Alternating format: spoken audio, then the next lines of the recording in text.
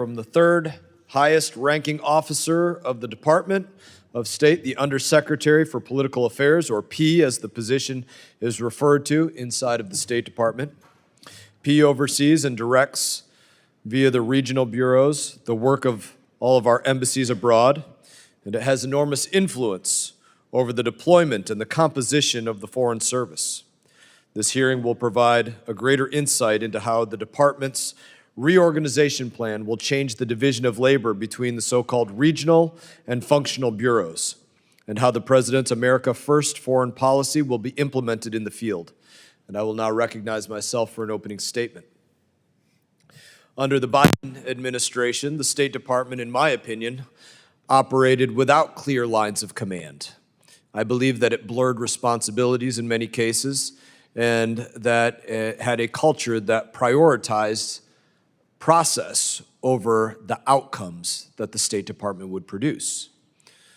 I would use the DEI office as an example, where they were worried about what the bucket of applicants would look like rather than the outcomes of those applicants and what they were delivering for the American taxpayer. That was a direct quote from the former DEI Secretary Abercrombie Winstanley. That has changed under President Biden, President Trump, and Secretary Rubio. This committee is working to restore real command and control at the State Department, something that the Pentagon has had for decades and something that the State Department desperately needs. We are crafting the first comprehensive standalone State Department authorization bill in over 20 years. This is not meant as a gesture. It is meant as a serious institutional overhaul. We're not doing this for symbolism. We're doing it because there needs to be common sense and logic within our diplomacy. Our goal is simple: bring order, bring clarity, and bring effectiveness to a department that too often prioritized institutional interests above the American interest. A perfect example is how members of Congress, in too many cases, are more concerned about somebody being fired from the State Department after 10 or 15 years of employment, when they should be asking how productive those employees were and what were the measurable outcomes that were provided by them approving transgender operas or drag show tutorials or DEI musicals or LGBTQ comic books abroad. Under President Biden, the department suffered from a structural identity crisis. Maybe policy was delivered by one group, altered by another, and implemented by a third, often with no clear authority or accountability. Turf wars between regional and functional bureaus slowed everything down. The Undersecretary for Political Affairs is treated as first among equals. But that phrase itself reveals to me a problem.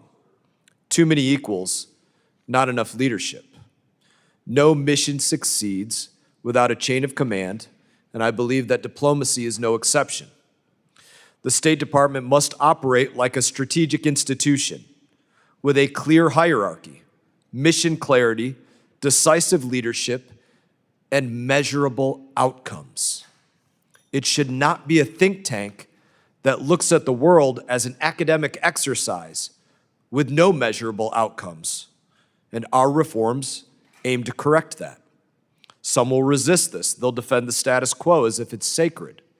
But we've seen what the status quo produces: mission drift, strategic confusion, a sprawling bureaucracy that's often more focused on virtue signaling than actually projecting American strength abroad. Let us be clear, this is not about copying the Pentagon. It's about applying common sense. At DoD, policy is made at the top through a chain of command that is recognizable to everybody. At the State Department, that discipline has been missing.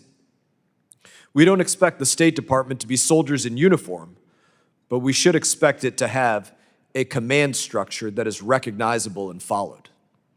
We can't afford what has happened to happen again, not when adversaries like China and Iran are using every tool at their disposal to undermine American power. We can't have a foreign service officers that freelance social experimentation. Our vision is straightforward: Functional bureaus and undersecretaries should focus on developing policy, clear, coherent, and grounded in national interest. Regional bureaus, with their area expertise, should adapt and execute that policy on the ground. This creates a clear flow of authority, streamlines operations, and ensures accountability at every level. What we've had are regional bureaus providing loose oversight of embassies that frequently operate like personal fiefdoms rather than the implementing arm of the State Department.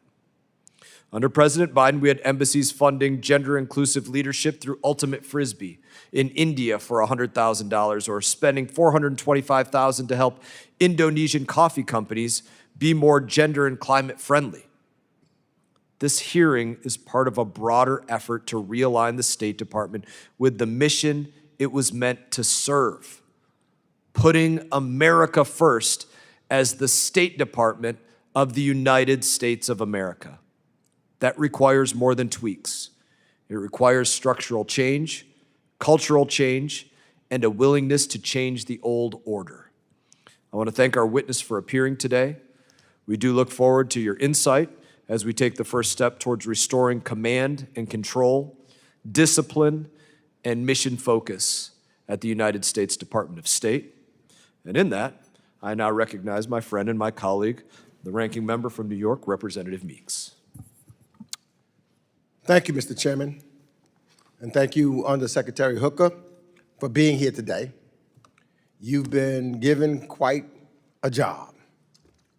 Last week, your colleague, Michael Regas, told the committee that the regional bureaus and the U.S. diplomatic posts that you oversee would somehow fill all the gaps left by this administration's haphazard and short-sighted reorganization of the State Department and its unlawful dismantling of the U.S. Agency for International Development. Now, that would make sense if this were a reorganization in name only. If the goal were to empower the regional bureaus, we'd expect them to be staffed up and properly resourced. But that's not what's happening. Instead, Secretary Rubio fired 1,300 civil and foreign service officers across the department, squandering expertise which American taxpayers paid for and talent your bureaus now need. And rather than fund your work, this administration clawed back, with the help of my colleagues across the aisle, $8 billion in congressionally appropriated funds that was done in a bipartisan manner. Add that on top of your paltry budget request for next year. You're staring at an 85% hole in the State Department's wallet. The department keeps repeating the talking points about having 1,500 domestic office units, but that's not the real issue. The question isn't whether we have too many offices, it's whether we have the right capabilities. In the limited briefings we've received, no one has demonstrated that you do. We shouldn't confuse complexity with inefficiency. America's diplomatic apparatus is specialized, and it needs to be. Many of domestic operations are essential. They provide critical support to our missions overseas. Madam Undersecretary, you said in your confirmation hearing in April, and I quote, "The United States requires a modern diplomatic corps that is ready to meet the challenges of a complex world," unquote. But I'm telling you, Madam Undersecretary, you've been set up to fail. This administration is asking you to do much more with much less. It's like being sent into a war zone with a water gun. You're expected to promote human rights without a Bureau of Democracy, Human Rights, and Labor. You're expected to prevent conflict without a Conflict and Stabilization Operations Bureau. You're expected to investigate war crimes without an Office of Global Criminal Justice. And that's just the beginning. But this is more than a logistical challenge, it's a values problem. This administration has openly declared its hostility to the values that center our foreign policy and give us influence and credibility around the world. Instead of defending democracy, President Trump and the MAGA Republicans cheer on its erosion in Hungary. Instead of standing for the rule of law, they strike lucrative crypto deals in the Gulf. And instead of condemning coup attempts, they cozy up to those who lead them in places like Brazil. And U.S. leadership is in retreat. The president is pulling the United States from multilateral organizations and handing our empty chair to who? China, with UNESCO being the latest example. Our allies are issuing travel warnings not to come to the United States after seeing the administration's assault on international students and arbitrary roundups of people they think look suspicious. And American household incomes and the dollar are both dropping as the president wages nonsensical and self-defeating trade war with the world. Our adversaries are watching all of this and celebrating. They see a United States that is disarming itself strategically, diplomatically, and morally. President Trump's petty, chaotic leadership, after yet another Oval Office meeting with a foreign leader turned into tabloid fodder, is signaling to the world that the United States foreign policy is not driven by values or national interests, but by a quid pro quo regime in service to one would-be king. Now is not the time to gut our diplomacy. Now is the time to strengthen it. But the Trump administration has no process, no vision, or strategy to compete and win on the global stage. And it certainly won't achieve our strategic foreign policy goals on a shoestring budget with a hollowed-out staff. This administration's best explanation for all of this, a slogan, America first, that will only leave America last. Madam Secretary, I hope you'll be able to provide more than just slogans today. Thank you, and I yield back my time. Other members of the committee are reminded that opening statements may be submitted for the record. We're pleased to have the Undersecretary of State for Political Affairs, Allison Hooker, before us today. Your full statements will be made a part of the record, and I'll ask that you keep your spoken remarks to 5 minutes in order to allow time for member questions. And I now recognize you, Undersecretary Hooker, for your opening statement. Thank you very much, Chairman. Good morning, Chairman Mast, Ranking Member Meeks, and distinguished members of the committee. It's an honor to be before you today as Undersecretary of State for Political Affairs. Since stepping into this role just over 6 weeks ago, I've had the opportunity to accompany Secretary Rubio on 3 overseas missions, 2 of which were in support of President Trump. These early engagements were not ceremonial. They were urgent, high-level diplomatic efforts demanding precision, speed, and strategic focus. They reflect the President's clear directive that our diplomacy be focused, effective, and firmly grounded in America First principles.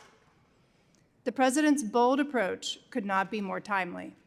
The United States faces a global landscape defined by intensifying strategic competition, destabilizing mass migration, transnational crime, unfair trade practices, and the challenges of forging durable partnerships in a rapidly shifting world. Meeting these challenges requires a Department of State that is leaner, sharper, and more responsive, an institution built not for bureaucracy, but for results. Unfortunately, that is not the department we inherited. Let me be clear. As a former civil servant with over 2 decades of service, I have deep and abiding respect for the dedication and talent of the department's workforce, foreign service, civil service, locally employed staff, and others. But even the most skilled workforce cannot thrive within a system that is structurally flawed.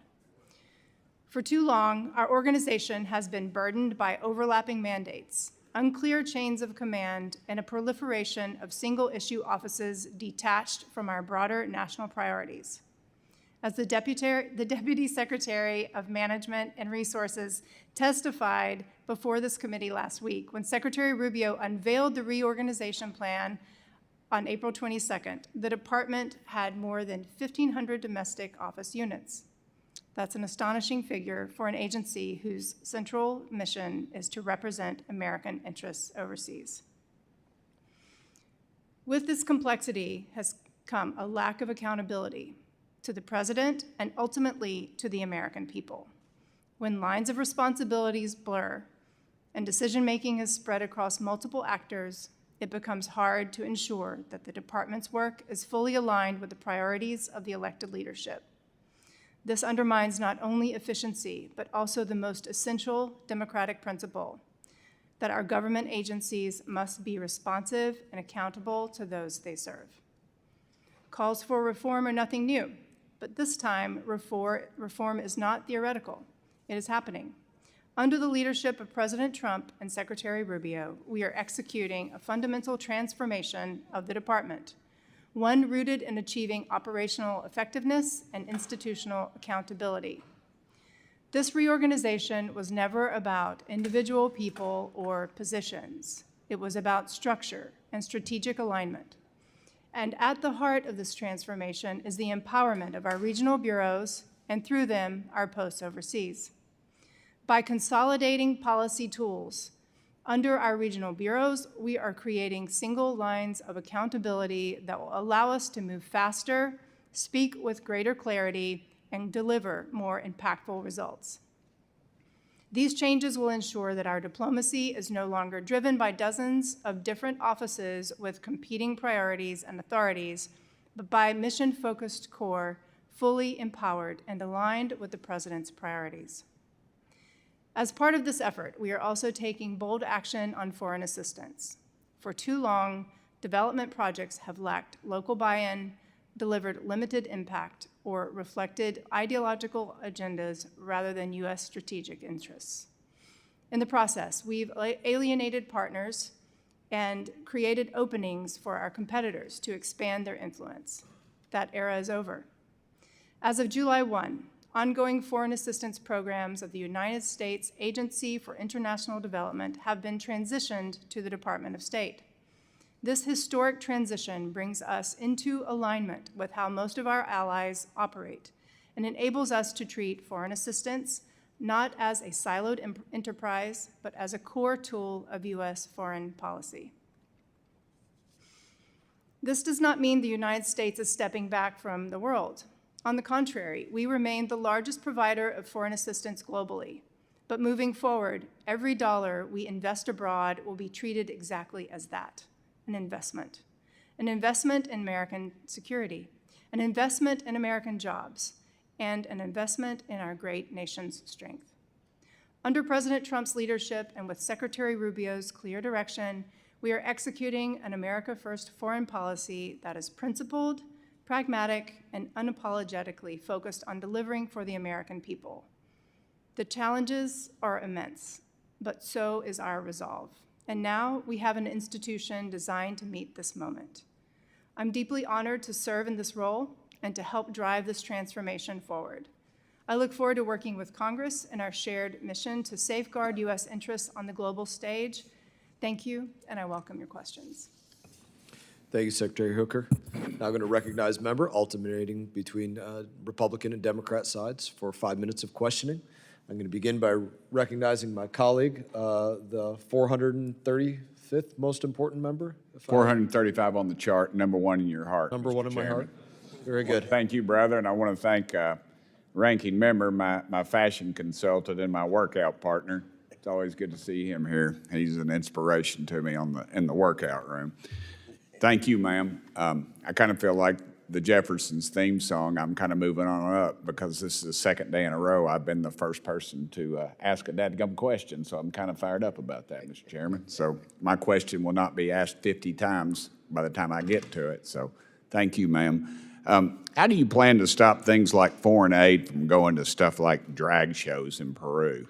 You know, that's, I always hear, well, that's just a small amount of money, but you know, when you're talking tens of millions of dollars, dadgummit, people in East Tennessee, they'll never see that kind of money in their lifetimes. And to me, it just is very discouraging. Thank you, Congressman, for that question. And this is a huge concern of ours, and one of the main reasons that the steps have been taken to transition our foreign assistance programs and those who govern our foreign assistance into the regional bureaus.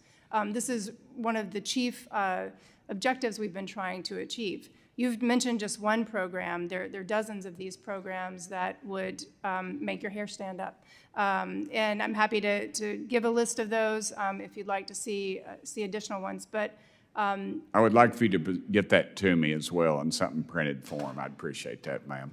yes, sir. I always ask that, and they always agree and say, oh, I'm going to get that to you, and I never get it, so I'd appreciate that, ma'am. Yes, sir. Well, I've got a good staff sitting behind me. They're taking notes, and we'll make sure to get that to you. Thank you. But, sir, just to underscore, this is one of the main objectives of moving foreign assistance into the bureaus, so that we do have political leadership governing these programs. And not only are they going to not implement these type of programs with hard-earned American taxpayer money, but they're also going to be able to tailor programs to have the maximum impact in the regional area of responsibility that these bureaus cover. So with the reorganization, as Chairman Mast referred to in his opening remarks as well, we're going to make sure that our foreign assistance serves the American interests and also something that American taxpayers can be proud of. Do y'all have the appropriate channels to conduct oversight and provide transparency when it comes to foreign aid? Yes, sir. That's part of moving the assistance programs that had been conducted under USAID into the department, under the regional bureaus, to make sure we have that kind of oversight. Yes, ma'am. You listed about 3 bureaucracies there, and that always scares me about the transparency. Are y'all concerned about foreign service officers advancing their own agendas? Thank you for that question, Congressman. The way that we have structured this is to make sure that all of these programs are being implemented and conducted under political leadership, not just within the regional bureaus, but our ambassadors overseas. They're answerable to the president. They are the president's representative in each of the countries that they've been dispatched to. So I am confident that both Foreign Service officers, civil service officers, and locally employed staff who will be implementing these programs as well will be able to do so in a form that, again, the American people can be proud of. Do y'all, how can you take more of the approach of teach Amanda fish approach? I love to fish, but I love that analogy. Are y'all doing that more now than just putting people in a food line? Yes, Congressman, thank you for that question. Indeed, that is another objective of our foreign assistance going forward, that we're able to graduate countries that we provide assistance to from just being dependent on that assistance to be able to provide for themselves, or that regional partners are also able to pick up part of the burden. The objective is that we will no longer have long-standing dependencies on U.S. foreign assistance, but that these countries, as I said, would graduate from those programs. Okay. The 2 things I would hope that we'd promote, this isn't in my notes, but I think we used to do a really good job of this before we got, I think, led astray, is we should promote democracy, and I think we ought to promote capitalism. I think we've done a pretty poor job of that in the past, and I would hope that would be at the top of y'all's agenda. I think that's a couple of things that, at least in the early years, we did a pretty dadgum good job of. So thank you, ma'am, and I yield back the remainder of my 1 second, Mr. Chairman. Thank you. Thank you, Representative Burchett. Please use it wisely. Will do. I won't squander it. Ranking Member Meeks. Thank you, Mr. Chairman. Madam Undersecretary, both Secretary Rubio and Deputy Secretary Regas have said that the State Department's reorganization puts regional bureaus in posts in the lead after single-issue functional offices like Democracy, Human Rights, and Labor Bureau, DRL, distorted foreign policy. They assured us that DRL's work isn't going away, but rather being transferred to regional bureaus. Now, I'll start out by saying I have serious concerns about that, because DRL was one of those departments that has enjoyed bipartisan congressional support for decades, where we not heard any of some of the things that are said now. Now, because some of the restrictions I have in time, I've got a few yes or no questions I would like to ask you, so that I can really understand how you did this. Do you have a written plan for absorbing the work formerly done by DRL into the regional bureaus? Thank you, Chairman, Ranking Member, for that question. Each bureau is going to tailor its programs to meet the needs of the But my question is, do you area. have one now? Each regional bureau is formulating their plans for each of these So the answer approaches. to that is no. I have limited time. So the answer is that as of right now, you said It's this, in but there process, is sir. no plan, right? There's said nothing it's in that you can process, provide sir. now. But as of right now, there's no plan. Let me ask this question then. Did you consult senior DRL officials or stakeholders before making these changes? Sir, as Deputy Secretary Regas shared, there was great consultation taken throughout the Again, that's department. just a yes or no. Did you consult senior DRL officials or stakeholders before Consultations making these took- changes? Because it seems to me there's no plan now. So There- I guess the answer has to be that you have not, and some of them are gone. So to make sure that you're doing something serious as far as policy is concerned to continue that work, you're already handicapped. If there's no plan now, you just decided we're going to cut it, you didn't make a decision, there was no determination that it was no need for it, you absorbed it, there was no consultation with senior DRL officials or stakeholders before deciding to make these changes. So there's nothing that you can provide because we have oversight committee to this committee so that we can look to see whether there was something intelligently done or not. Well, let me ask this question. Did you absorb any staff formerly assigned to DRL into the regional bureaus? Was any staff absorbed, former staffs? Sir, each of these functions are going to continue in the bureaus. It's a simple Their question. staff You can just are ask me yes. able to perform these functions in the regional bureau. Was any That's my formerly assigned to the DRL, were any of them absorbed into the regional bureaus?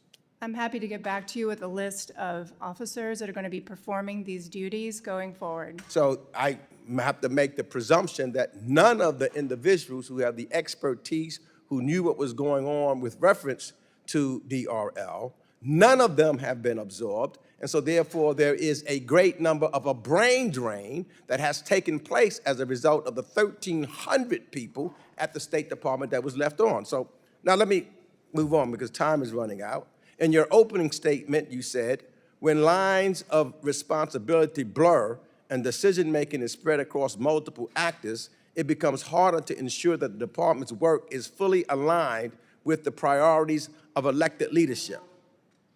Do you think government agencies should reflect the priorities of elected leaders? Yes or no? Yes,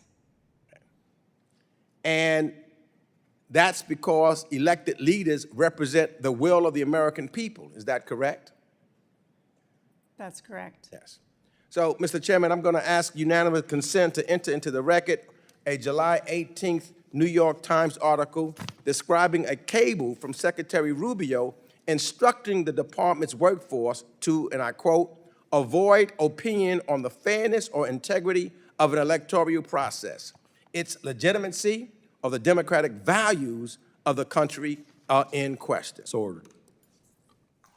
And I see that my time is just about expired, so I will give you additional questions, Madam Secretary, because I have a bunch more about the draft, who did it, and who, you know, whether it was you, whether it was Secretary, or you had any part of it, as well as some other things. So I have much more to talk to you about. And hopefully, when our office sends a letter or a phone call to request to have these dialogues and conversations with you, that we will get a response back, because we do have oversight committee responsibilities as being a member of the United States Congress and the Foreign Affairs Committee. Both Democrats, both Republicans and Democrats has that responsibility.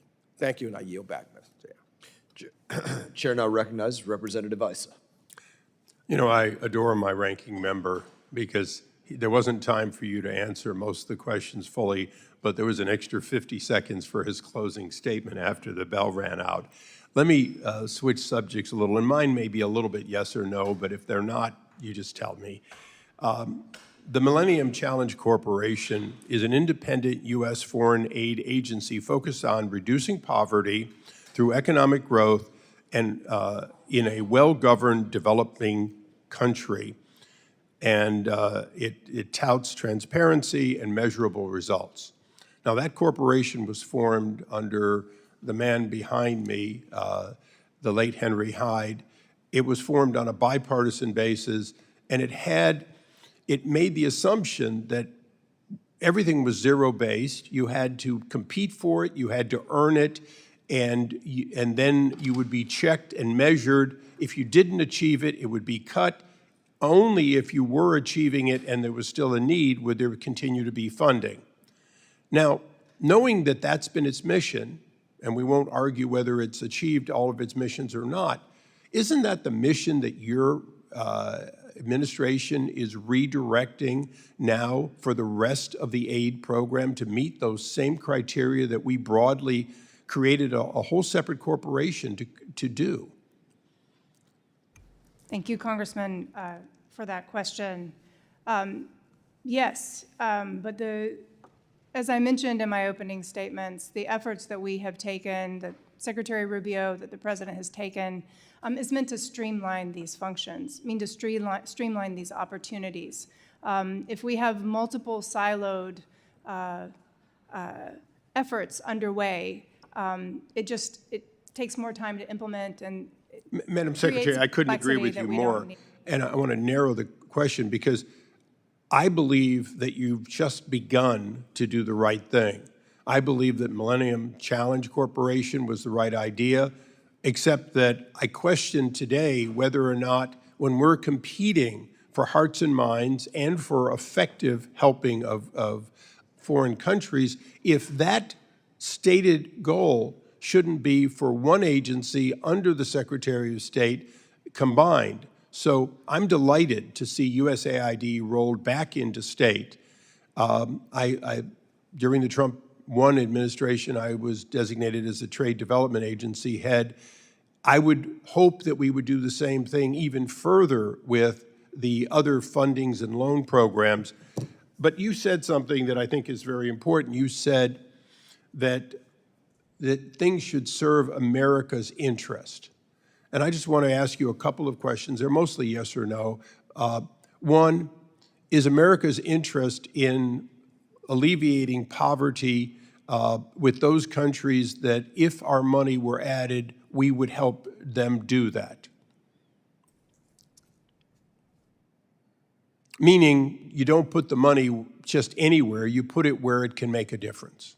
yes, that's what our assistance programs are aimed to do. Okay, and doesn't that mean that you inherited a countless amount of overlapping programs that have been around for a very long time that had not achieved their goal, were not achieving their goal, and in some cases with countries that were not currently structured to benefit from that money? So this is exactly the goal of the reorganization as it relates to foreign assistance programs, by putting the foreign assistance programs into the State Department under the governance of the regional bureaus, being executed overseas with oversight from the ambassadors who have been empowered to make sure these programs meet the needs that they were intended for. That's exactly the goal of Secretary Rubio. Now, if I can use my remaining time to be a little specific and parochial, recently there was an effort on the House floor in appropriations to defund the Lebanese armed forces in their effort to basically to eliminate Hezbollah's ability to regenerate itself and threaten its neighbors. The State Department has continued, along with DOD, the funding of the Lebanese armed forces, along with other aid to Lebanon in that effort. Do you stand by that as a good investment in a country trying to emerge from being an occupied state? Sir, thank you for that question. As is true across the region, in the Middle East, the president is aimed at seeing a ceasefire across all of the conflicts that are going on. As you probably are aware, Ambassador Barrick is very much engaged in Lebanon and working on. And Syria. I appreciate him being Syria. special envoy to both. And ambassador to Turkey. He wears multiple hats, as many do in our organization. But he's very much engaged in that, and it's the goal of the administration to ensure that the region returns to stability, peace, and prosperity in the future as well. Thank you. Thank you, Mr. Chairman. Yield back. Thank you, Congressman. Chair now recognizes Representative Sherman.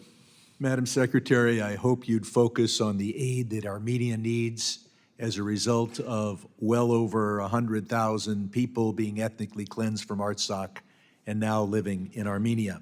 And I hope that you direct our ambassador to Pakistan to visit Imran Khan in prison to demonstrate our dedication to the rule of law and to visit Dr. Afridi. This is in prison. This is the man that did more for America than any foreigner since Lafayette, and he languishes in a Pakistani jail. He helped us get bin Laden. Now, I'm inspired by our chair. He talks about Congress not doing its job for 15 years and not focusing on how the State Department was run. I was here. 20 plus. I was here for the 20 years. We did. And if you'd watched us on C-SPAN 3, you would have seen Congress do a good job. But today's Congress has been canceled because congressional leadership needs 6 weeks to figure out an excuse for not revealing the Epstein files or limiting those revelations only to the very few papers that are in the grand jury testimony. The chair talks about measurable outcomes. I've been here for 30 years. How many times before today have we canceled Congress in order to carry out a pedophile protection project? 0. It's measurable until now. But measurable outcomes, you don't get that way by looking at 1/10 of 1% and finding one mistake or even a collection of a few mistakes that the State Department and the USAID made. If we did that, we'd cancel the Dodger season because they committed an error last night. Measurable outcomes. We've got the Center for Global Development measuring that 3.3 million people will die this year because of the gutting of USAID. We've got Boston University demonstrating that 300,000 people have already died as a result of that. We've got the Secretary, Rubio, coming to the table you're sitting at there and saying 0 people have died. Do you stand by the Secretary in saying that when the richest man in the world took food and medicine from the poorest people in the world, that has resulted in 0 deaths? Because we want measurable outcomes. Is it 0? Thank you, Congressman, for that question. And I'm very asking, much stand I by asked a the yes or no question. Madam Secretary, I asked a yes or no question. I want a yes or no answer. If you don't want to do that, I'll simply go on. You're asking me to Do you say- stand restate by the the question. statement of the Secretary of State that 0 people have died in the world as a result of the gutting of USAID? Do you stand by it or not? Yes or no? Thank you, Congressman, for your question. I stand by what Secretary Rubio says. Thank you. And I'm happy to Thank you, because I've got more questions. expound if you give me an I opportunity. would point out that those people on- will die chiefly as a result of malaria, AIDS, and tuberculosis. That disease will infect millions of people in poor countries. It will then replicate, mutate, and migrate back here in stronger form. And I know, so I want to ask the question, the State Department has no system to measure how many Americans will die when this more virulent disease comes here because the richest man in the world took medicine away from the poorest. But we've got U.S. taxpayer dollars buying 500 metric tons of emergency food that was destroyed by the State Department. That's measurable. And 80,000 doses of Mpox vaccine that were pledged to African nations are about to be destroyed. Are you focused on how we're going to literally burn taxpayer dollars by burning vaccine that is in the State Department warehouses? I'm focused on all these things. Thank you. Well, I hope you will give us a measurable result and tell us what the cost is of the loss, the burning already of the 500 metric tons of emergency food and the 800,000 dosages of Mpox vaccine. Please respond for the record how many taxpayer dollars were burned. Finally, Carrie Lake testified before us that we couldn't trust the viewership and listenership numbers from Voice of America. Can we trust those numbers? They are measurable. Do you trust the numbers as to what the listenership was? I'm not sure that's relevant to the P family issues, but I'm happy to take Public that question. diplomacy is very much part, and you can't do public diplomacy without broadcasting. Of course, we're going to try, having gutted Voice of America and its sister stations. I'll point out that those were also Trump administration numbers that Carrie Lake said we couldn't trust. So it's glad to know who she trusts. I yield back. Gentleman yields back. Chair now recognizes Representative Moylan. Thank you, Mr. Chairman.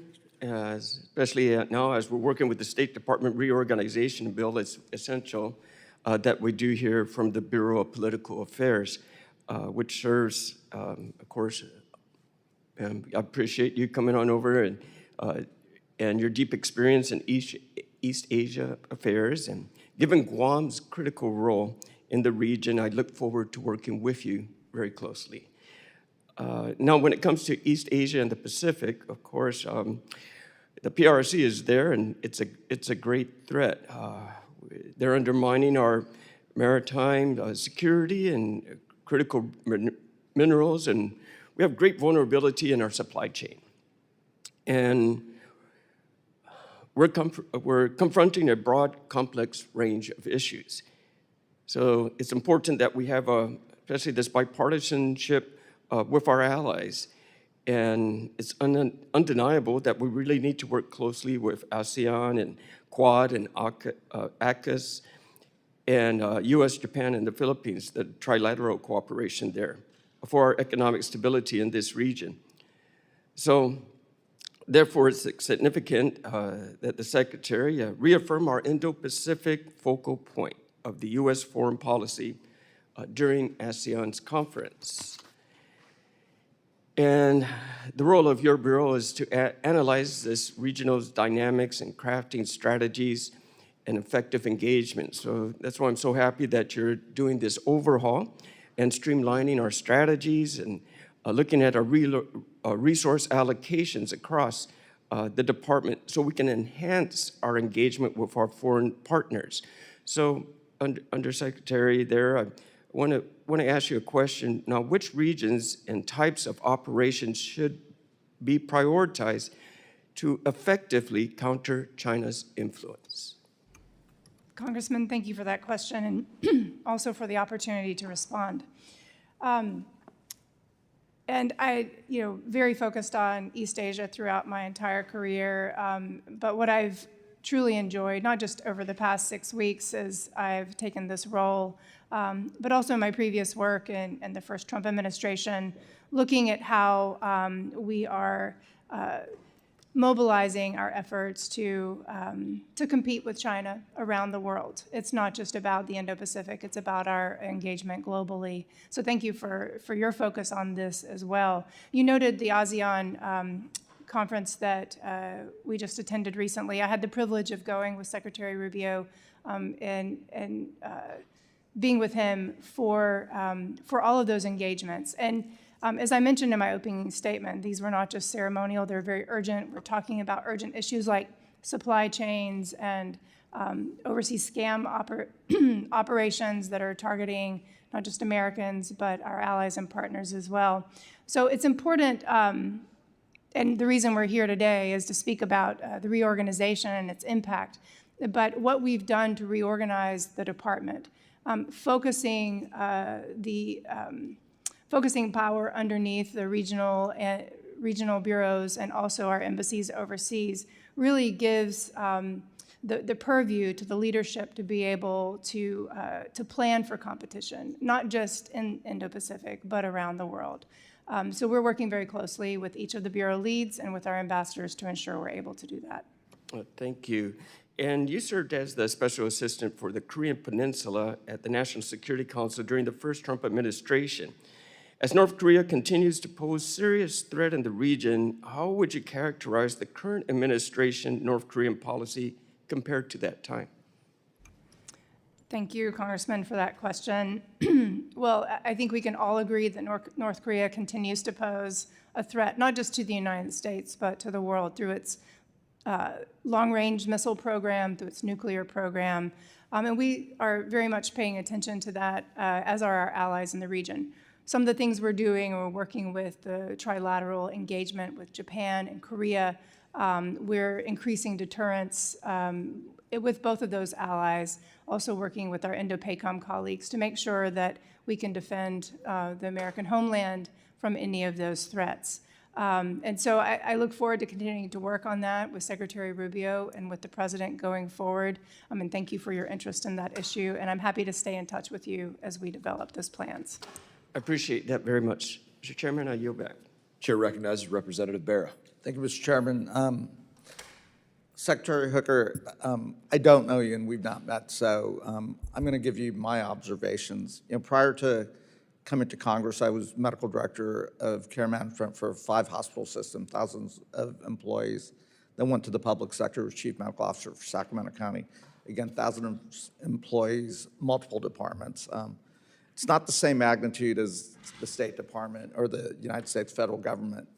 But when we did reorganizations, and I'm not against taking a look at programs, looking at efficacy, looking at where we are, we didn't just lay off all the employees. We looked at the folks that we had, looked at their talents, evaluated where they were, came up with a plan, understood what that plan was, what that reorganization, and then where it was appropriate, matched that. We've had several hearings here asking if you would provide us what that strategic plan is, what that looks like, how you're evaluating personnel, who's getting laid off, who's not getting laid off. Again, I appreciate your 2 decades of service. And I'm sure you've worked with foreign service officers, you've worked with men and women that represent the United States of America around the world. I think these are patriotic Americans. I think these folks have been mistreated. I think what DOGE did immediately, laying people off, bringing them back, laying them off, bringing them back, was haphazard, it was dangerous, and it's reckless. Again, I'm not sitting up here saying we shouldn't rethink what diplomacy and development in the 21st century looks like. Clearly, the world is different today than it was in the 75 years post-World War II. But we did this in a bipartisan way. What we did after World War II was quite remarkable, creating peace and stability. What we did winning the Cold War in a bipartisan way with Congress, not Democrats and Republicans, but American strategy, was quite remarkable. We won the Cold War without actually going to war. What I would argue is what's happening right now is being done in a partisan way with the executive branch, not involving Congress. I appreciate the chairman's desire to do a State Department authorization bill. I appreciate the markup that we had yesterday. And I would urge the administration to work closely with Congress, because if all you do is reorganize diplomacy and development by yourself, we will get the White House one day, hopefully in 3 years. We will get the majority one day, hopefully in a year and a half. We don't want to keep going back and forth. We want to come up with an American strategy that's not a Republican strategy or a Democratic strategy, one that reflects the world that we live in today. You talked about those challenges: mass migration, trade practices, economic practices that don't reflect today's world, transnational crime, just to name a few, war in Europe, modernizing what NATO looks like, avoiding World War III in Asia. Those are all hugely important things that we have to do to best protect the American people. Again, I would urge you, Secretary Hooker, to work with us on this, to think about what that looks like, to look at the efficiency of programs, to create new programs. I appreciate my colleague from Tennessee saying, we don't want to just give folks fish, we want to teach them how to fish.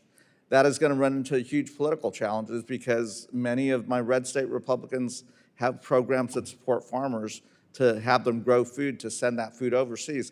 I would much rather we take our best scientists, have them go to Africa, look at the best modern farming practices, teach them how to farm and feed themselves. That would be a much better way to alleviate hunger in Africa. That isn't how the political system's been set up in the United States. I would much rather us think about global health security and ways to reorganize that so we don't have malaria over here, tuberculosis over here, HIV over here, but is there a better way to do this? Again, I would urge you to work with Congress, with Democrats and Republicans, to think about what a modern State Department, modern aid and development look like, how we work through the interagency operations. But I would also urge you to not haphazardly lay off some of our best foreign policy folks, our best foreign service officers, the folks that are actually there to prepare you to do your job, to prepare Secretary Rubio to do his job. The folks that prepared you for that ASEAN conference, they've all been laid off. I just worry about how we're weakening the United States. We're weakening our role in the world. The world is a much better place with the United States. We should work with our allies and friends and modernize what that looks like for the 21st century. For the sake of our kids and our grandkids, we want them to have the same peace, prosperity, and stability as the world. So there's no question here. There's just advice. Work with us on this. Otherwise, we'll just be going back and forth, and it'll weaken the United States. So thank you. I yield back. Representative yields back. Chair recognizes Representative McCormick. Thank you, Mr. Chair, and thank you for being here today with us. I was kind of chuckling to myself to watch people kind of walk in here, ask you a bunch of questions, not allow you to answer, and then leave, basically painting this administration and yourself as somebody who has no feelings towards anybody else or the world or any impact on the United States, which is absolutely ridiculous.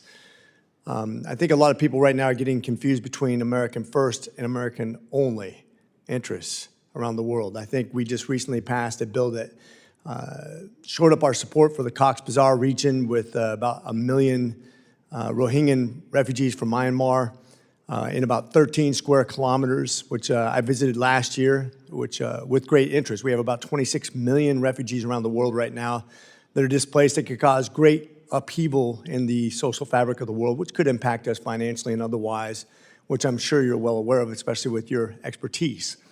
For those who don't realize how this plays out, a person in the Cox's Bazar Rohingya refugee camp survives off about $8 per person per month. Per month, $8 per person per month. A lot of that's from our aid and other people's aid around the world. Let's compare that to a Biden administration that a person who comes across the southern border and then gets put into a non-forbid contract where they put somebody on a cot and give them 3 meals a day for $800 per person per day. And then they want to criticize us for mismanagement. I think that's hilarious. I want you to comment on the ridiculous statements that you were not allowed to give in response to on our waste, fraud, and abuse, as if we're the bad guys in this when comparing those two examples that are blatant disregard for factual content. I'm going to give you the remainder of my time to respond to things that the other side have not given you an opportunity up to this point. With that, it's your floor.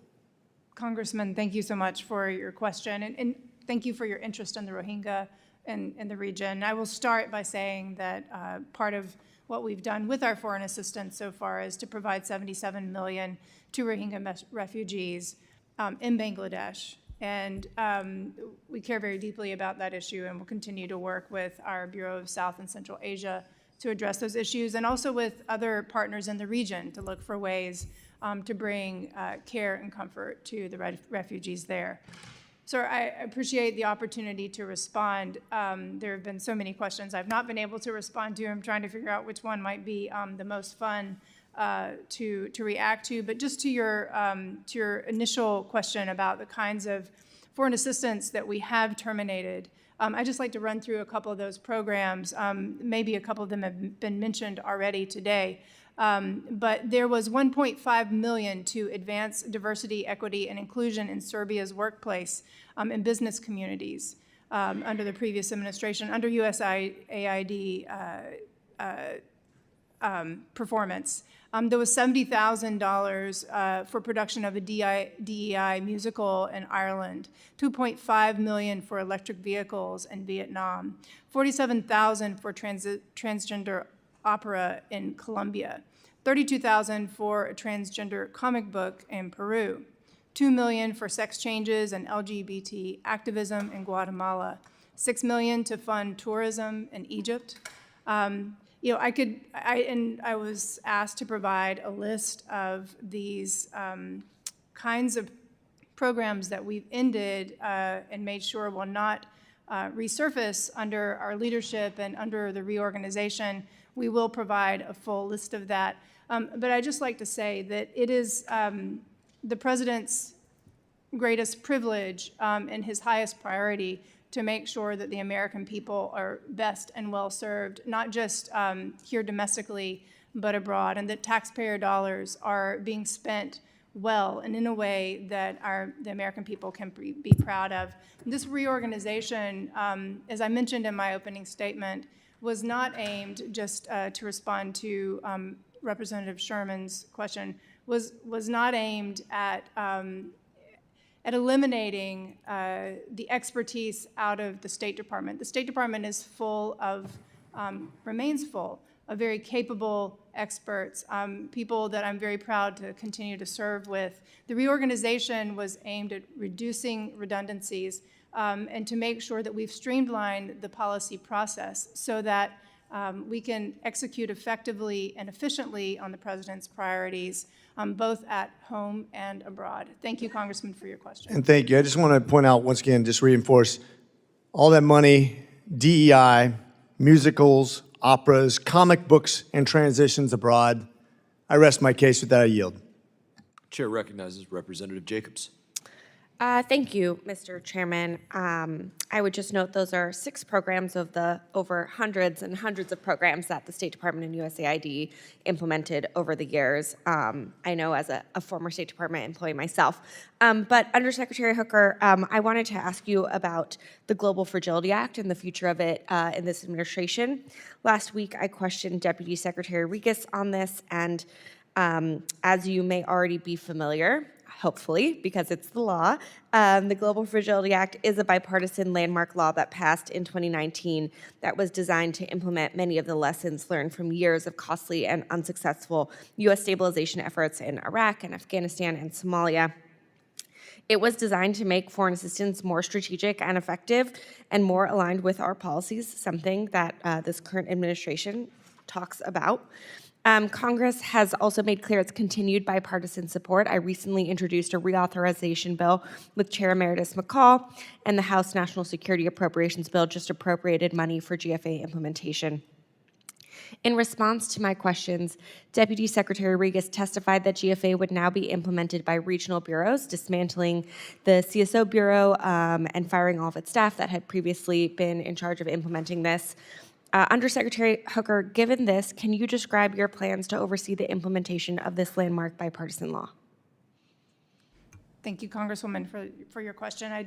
I did have the opportunity to watch Deputy Secretary Regas's hearing, and I do recall your question on that issue. And Deputy Secretary Regas's answer is still accurate. The regional bureaus will be performing the function of those offices. Okay, and how will you ensure that this is a priority for regional bureaus to implement and that staff with relevant conflict expertise and background on this legislation are leading its implementation? Well, thank you, Congresswoman, for your follow-up question. The entire intention of the reorg was to make sure that regional bureaus are able to execute on just these kinds of issues. No, I understand that that's the intention. I want to know how you plan on doing that. I plan on overseeing the bureaus and their leadership and making sure that not just this issue that is very important, but every other issue that we've talked about, some of which I had not had a chance to respond, that each of these issues will be integrated fully into each regional bureau. That's my responsibility, is overseeing the bureaus. And when it comes to specific issues, I'm happy to work with the senior bureau official to work with you so that you understand how that's being implemented going forward. Okay, I appreciate that. Almost all of the GFA programs have now been canceled. So I guess what I would like is a written plan to this committee on how you plan on actually ensuring conflict expertise is integrated into the P family, how you are planning on implementing the Global Fragility Act, including ensuring that conflict expertise is going to be housed and prioritized in the regional bureaus, and how you will be carrying out the monitoring, evaluation, and learning requirements, not just of the foreign assistance programs, but of the strategies themselves. Will you commit to providing that plan? I commit to work with you and with the bureaus to provide answers to your questions. Okay, not quite committing to provide a plan, but I will look forward to working with you on that. I also want to turn to Sudan. As I'm sure you know, Sudan is now not only the largest and fastest displacement crisis in the world, but now the largest humanitarian crisis ever recorded. Do you agree with the Biden administration's determination that the RSF has committed genocide in Sudan? Thank you, Congressman, for your question on this important issue. We are paying very close attention to Sudan. We, as you may know, that both the leaders of the RSF and the opposition group have both been sanctioned. This is It's a simple question. Do you agree with the genocide determination? I'm not familiar with that, with the determination. I'm happy to look into that. But what I can tell you is that we are conducting a review of our policy on Sudan in the Bureau of African Affairs, and I'm happy to be in touch with you as we do that. Wonderful. Also, because you do not yet have a confirmed Assistant Secretary for the Bureau of African Affairs, nor do you have a special envoy for Sudan as mandated by law. So my time is running out, but I look forward to working with you to make sure that you actually have the relevant expertise in the Bureau and in the department to actually be able to prioritize this very important humanitarian crisis. Thank you. I yield back. Thank you. We do still have expertise on Africa in the department and the Bureau of African Affairs. Thank you. The gentlelady's time has expired. The chair now recognizes himself for 5 minutes. Undersecretary Hooker, thank you for your service and your time here today with us. For the past few Congresses, I've led bills restricting outbound investments into Chinese military and surveillance companies. This Congress, Senator Cornyn and I are leading the Fight China Act, which takes both an entity-based and sensitive technology-based approach to outbound investment restrictions and aligns with President Trump's national security memorandum titled America First Investment Policy. Restricting investments into entities and sensitive technologies that threaten the U.S. national security means that these investments could be redirected elsewhere. How should we use outbound investment restrictions to bring ASEAN countries in particular closer to the United States, redirecting investments that have been going from the West into China to other allies and partners in the Indo-Pacific? Thank you, Congressman, for that question. As I was just speaking with Representative Moylan, the Secretary just returned from KL, where he attended the ASEAN Regional Forum, the foreign ministers meeting, and investment and our bilateral trade relationships and ways to bring greater prosperity to the region were very much on the list of topics that we talked about in each of our bilateral meetings and ASEAN as a whole. I think this speaks directly to the intention of the reorganization and making sure that our East Asia and Pacific Bureau is empowered to have these kind of conversations with our bilateral partners in the region, and that our ambassadors, who are now even more, also more empowered to use their embassies to engage on these topics, that they'll be able to do so going forward with great oversight over each of these issues. I think it's beneficial as we look at outbound investment restrictions in China. This is also a way to bring allies in the ASEAN closer to within our orbit. I want to follow up with trade. You mentioned trade.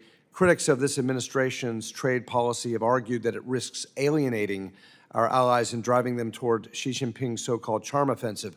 But that narrative totally ignores the reality on the ground. This announcement of this Indonesia trade agreement is a great example of how the narrative is inconsistent with the reality. Under President Trump's leadership, we're witnessing an unprecedented level of engagement, negotiation, and strategic alignment with partners across the Indo-Pacific. Far from isolating the United States from these partners, this approach is actually reinforcing our economic and security leadership while ensuring that trade deals are fair, reciprocal, and beneficial to the American worker. Can you speak to that, about how this trade policy is advancing our national security and leading to more, not less, economic integration with ASEAN in particular with this Indonesia deal? Thank you, sir, for that question. You took the words right out of my mouth. We've seen multiple trade deals come through over the past few days. Japan was also announced this morning, the Philippines, following the Oval Office meeting between President Marcos and President Trump yesterday.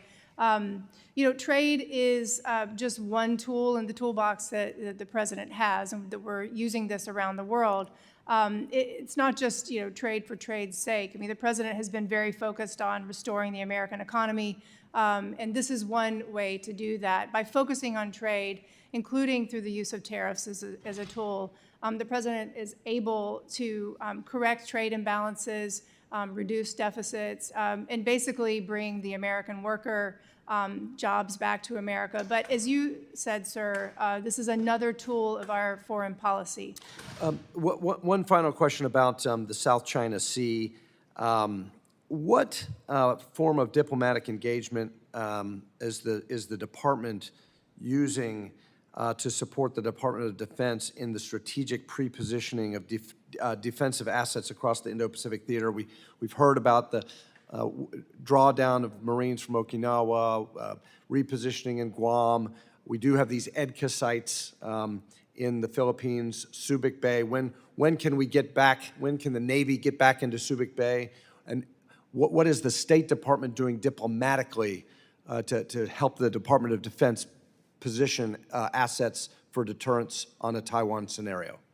Thank you, sir, for that question. And on the specific movements, I will refer you to the Department of Defense. But to your question of how we're using diplomacy, our ambassador to the Philippines has been here for the visit of President Marcos, is meeting with President Trump. And she detailed to Secretary Rubio and myself this week just the work that she's doing to meet with all representatives. She has the authority of the president to operate in the Philippines, and so she's meeting with all representatives of the Philippine government to ensure that that diplomacy is taking place. And one final comment, that's been the entire purpose, one of the entire purposes of this reorganization, to make sure our ambassadors are enabled and empowered to do just that. Thank you very much. My time has expired. Mr. Amo is now recognized. Thank you, Mr. Chairman. Thank you to our witness. President Trump's actions are sabotaging America's global standing. Illegally shuttering USAID, freezing foreign assistance programs, and haphazardly firing thousands of State Department employees has weakened our leadership on the world stage and damaged our relationship with our allies. Abandoning our partners and putting international agreements under review at the whim of the administration undermines our credibility and makes our allies less likely to work with us in the future. In June, President Trump announced a review of the Australia, United Kingdom, United States Security Partnership, known as AUKUS. This review erodes trust with two of our closest allies. It is contrary to the strong bipartisan support for AUKUS here in this Congress. Yesterday, our committee, this very committee, passed Representatives Kim and Dean's Bipartisan Armor Act, a bill that I am proud to co-sponsor that would streamline the work of AUKUS. But despite robust bipartisan support, President Trump is continuing to question our need for AUKUS. It makes me wonder why. So, Secretary Hooker, for this next few questions, please provide a yes or no answer. Do you agree that strengthening security and technological cooperation with the United Kingdom and Australia is good for our national security and supports a free and open Indo-Pacific? I think there's several components to that But it's could you- difficult to say I've yes got a or few no questions. to each one of them. Pardon? I said there are different components to that. So It's difficult to yes say or no? We are cooperating, so yes. Great. As part of AUKUS Pillar 1, the Australian government committed to making a $3 billion investment in the U.S. defense industrial base, of which the first installment of $500 million arrived in February 2025. Is that true? I'm not going to get into the specifics of AUKUS, but both the President and Secretary Rubio have expressed support for AUKUS, so I'm interested in Well, the I'm going to comments continue that to you ask you some made questions about about President AUKUS, so, because the State Department has a role, so you can choose to not answer. I would ask if it is an important thing for to continue to see Australia directly investing in the United States, contributing to our defense industrial base, and supporting good paying jobs across our country. This should be easy. Sure. Great, Yes. thank you. Yes.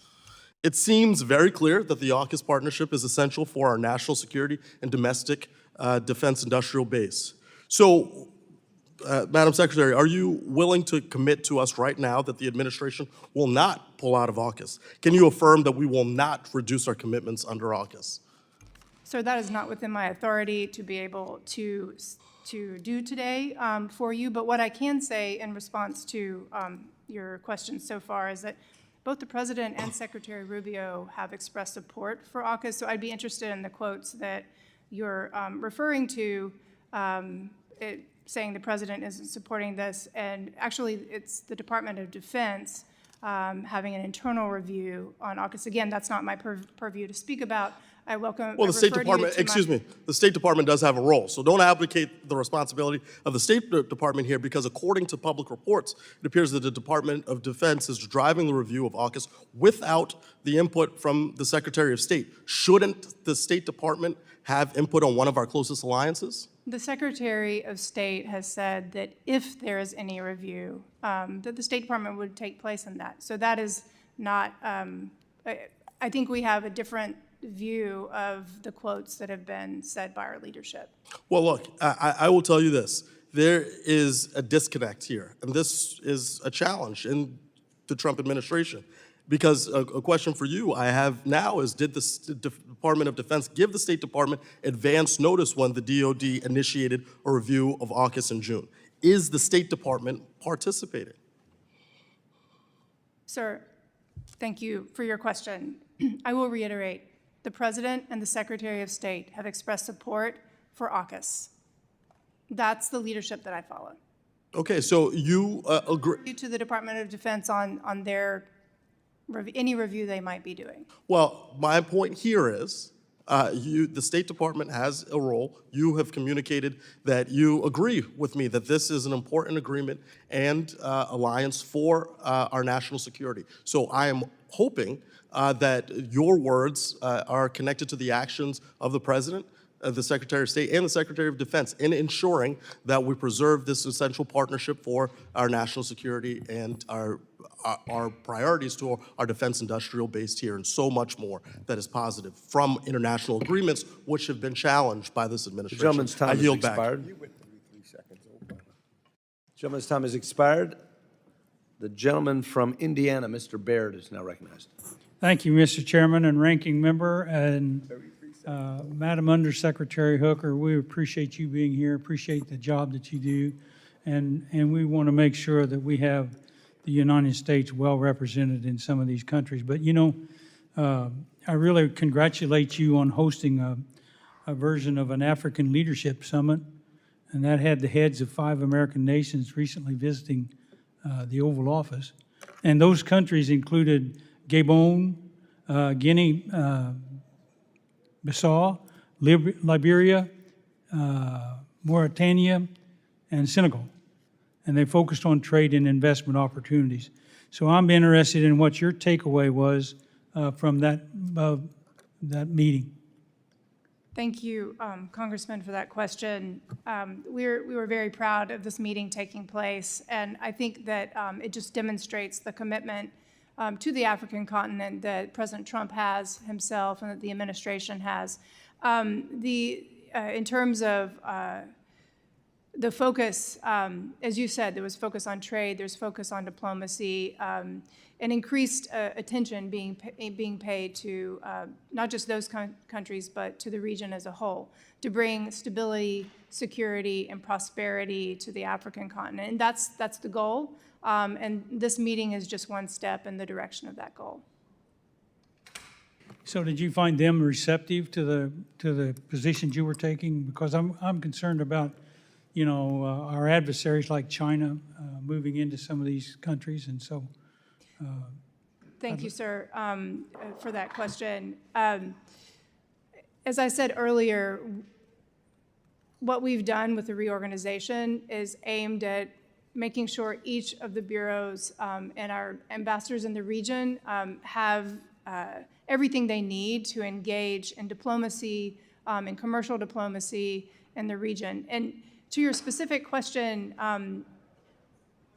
every diplomatic engagement builds on the other. So we will continue to build, and we continue to emphasize the messages that were delivered during those meetings. And I expect there to be great results from that. So can you add on to what the Bureau is doing to reshape and ensure that the U.S. remains the #1 preferred trading partner in Africa? You know, I'm interested in agriculture and have been involved in agriculture all my life, and the commodities that we produce here are second to none. So we've got that quality, and we also have the logistic capability to get that anywhere in the world. So I would just be interested in your thoughts about how America stands in these countries that we mentioned as trading partners. Yes, sir. Well, as you are, I'm sure, very well aware, President Trump is extraordinarily focused on trade, not just for our diplomatic engagements, but for the benefit of the American voter and taxpayer. So trade will be part of any conversation that we have in our individual relationships in Africa and everywhere else around the world as well. So could you share with me or share with us what you think the opinion is of those countries for agricultural commodities related to agriculture? Sir, I'm not able to discuss the details of those specific engagements at this time, but I'm happy to be in touch with you as we continue to engage and as results come from those engagements. Well, you know, I'm interested. I've been interested in where those commodities go. We as a people are very giving, and agriculture is also an important part of that. And those commodities can end up being fungible when they get in country. And so I'm interested in making sure that the people we designated those for are actually receiving it. So I would appreciate your response and Yes, your sir. idea about how we stand in that regard. Yes, sir. And ensuring that whether it's assistance or commodities that are being traded, again, one of the main focus points of our reorganization was making sure there's oversight at every single turn. So I will be happy to work with you on that. Thank you. Appreciate your response, and my time's up. I yield back. Gentleman yields back. Chair recognizes Representative Kumlager-Dove. Thank you, Mr. Chair and Ranking Member, and thank you, Undersecretary Hooker, for being here today. So, Ms. Hooker, in your nomination hearing, you stated that your priorities as Undersecretary would be to strengthen our diplomatic workforce, reinforce our relationships with partners, and confront our adversaries with strength and resolve. Is that correct? Yes. Okay, Congresswoman. great. So I'd like to focus on how the Trump administration has measured up to those goals in South Asia. So I want to talk about Sri Lanka. Are you familiar with Sri Lanka? Yes, I'm familiar. Okay, great. And so I'm sure then you're aware that Sri Lanka's defaulted on its foreign debt in 2022 and owes significant loans to China, and China's capitalizing on Sri Lanka's inability to pay that debt by taking over control of key infrastructure. Yes, would you agree? I'm aware of those circumstances. Okay, great. So for Sri Lanka to repay its debt and avoid having to give up more strategic assets to the PRC, it needs to reform its economy and boost economic growth. So can you explain how the Trump administration's proposed 30% tariffs on Sri Lanka helps improve the country's economic outlook and its ability to repay its debt? Thank you, Congresswoman, for that question. You know, President Trump's first priority is the American people and ensuring that our economic situation here at home is improving. One tool in his toolbox for doing that, for improving the economy, for ensuring there's balanced trade, are tariffs. Right. So I understand that. So if the priority is the American voter and the taxpayer, are you saying that President Trump wants the American taxpayer to pay higher prices for goods? Could you explain further? Well, are you saying that the president wants us to pay more for the goods that we purchase? I'm saying that tariffs are a tool in the toolbox when working with our individual I understand that. but- counterparts in other countries. So, yes. So are you committing that there will be a trade agreement reached with Sri Lanka by August 1st? That, Congresswoman, is up to the government of Sri Lanka and how they negotiate that. Well, but it's also up to us. And I'm raising this because I don't think, well, I don't know what the president thinks, but I know my constituents in my district don't want to have to pay higher prices. And I also know that last I checked, we're not onshoring, or we're not trying to onshore apparel and garment industries. And we know that Sri Lanka is actually, responsible for manufacturing a lot of goods that American businesses sell to American consumers. And so it would make sense that we are able to keep those relationships with Sri Lanka. And in order for that to continue, they need some kind of support as a partner with us, an economic partner with us, so that they can keep those facilities and allow American businesses to continue to produce goods and sell to American consumers at a good price. So, can you commit to anything as it relates to Sri Lanka and this deal?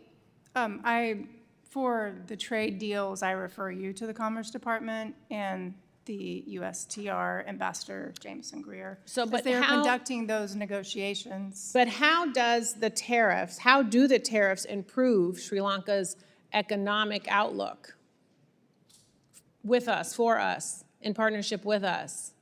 Congresswoman, thank you for your question. As I mentioned, the tariffs are aimed at balancing trade. That's the president's objective, and that's how he's using them.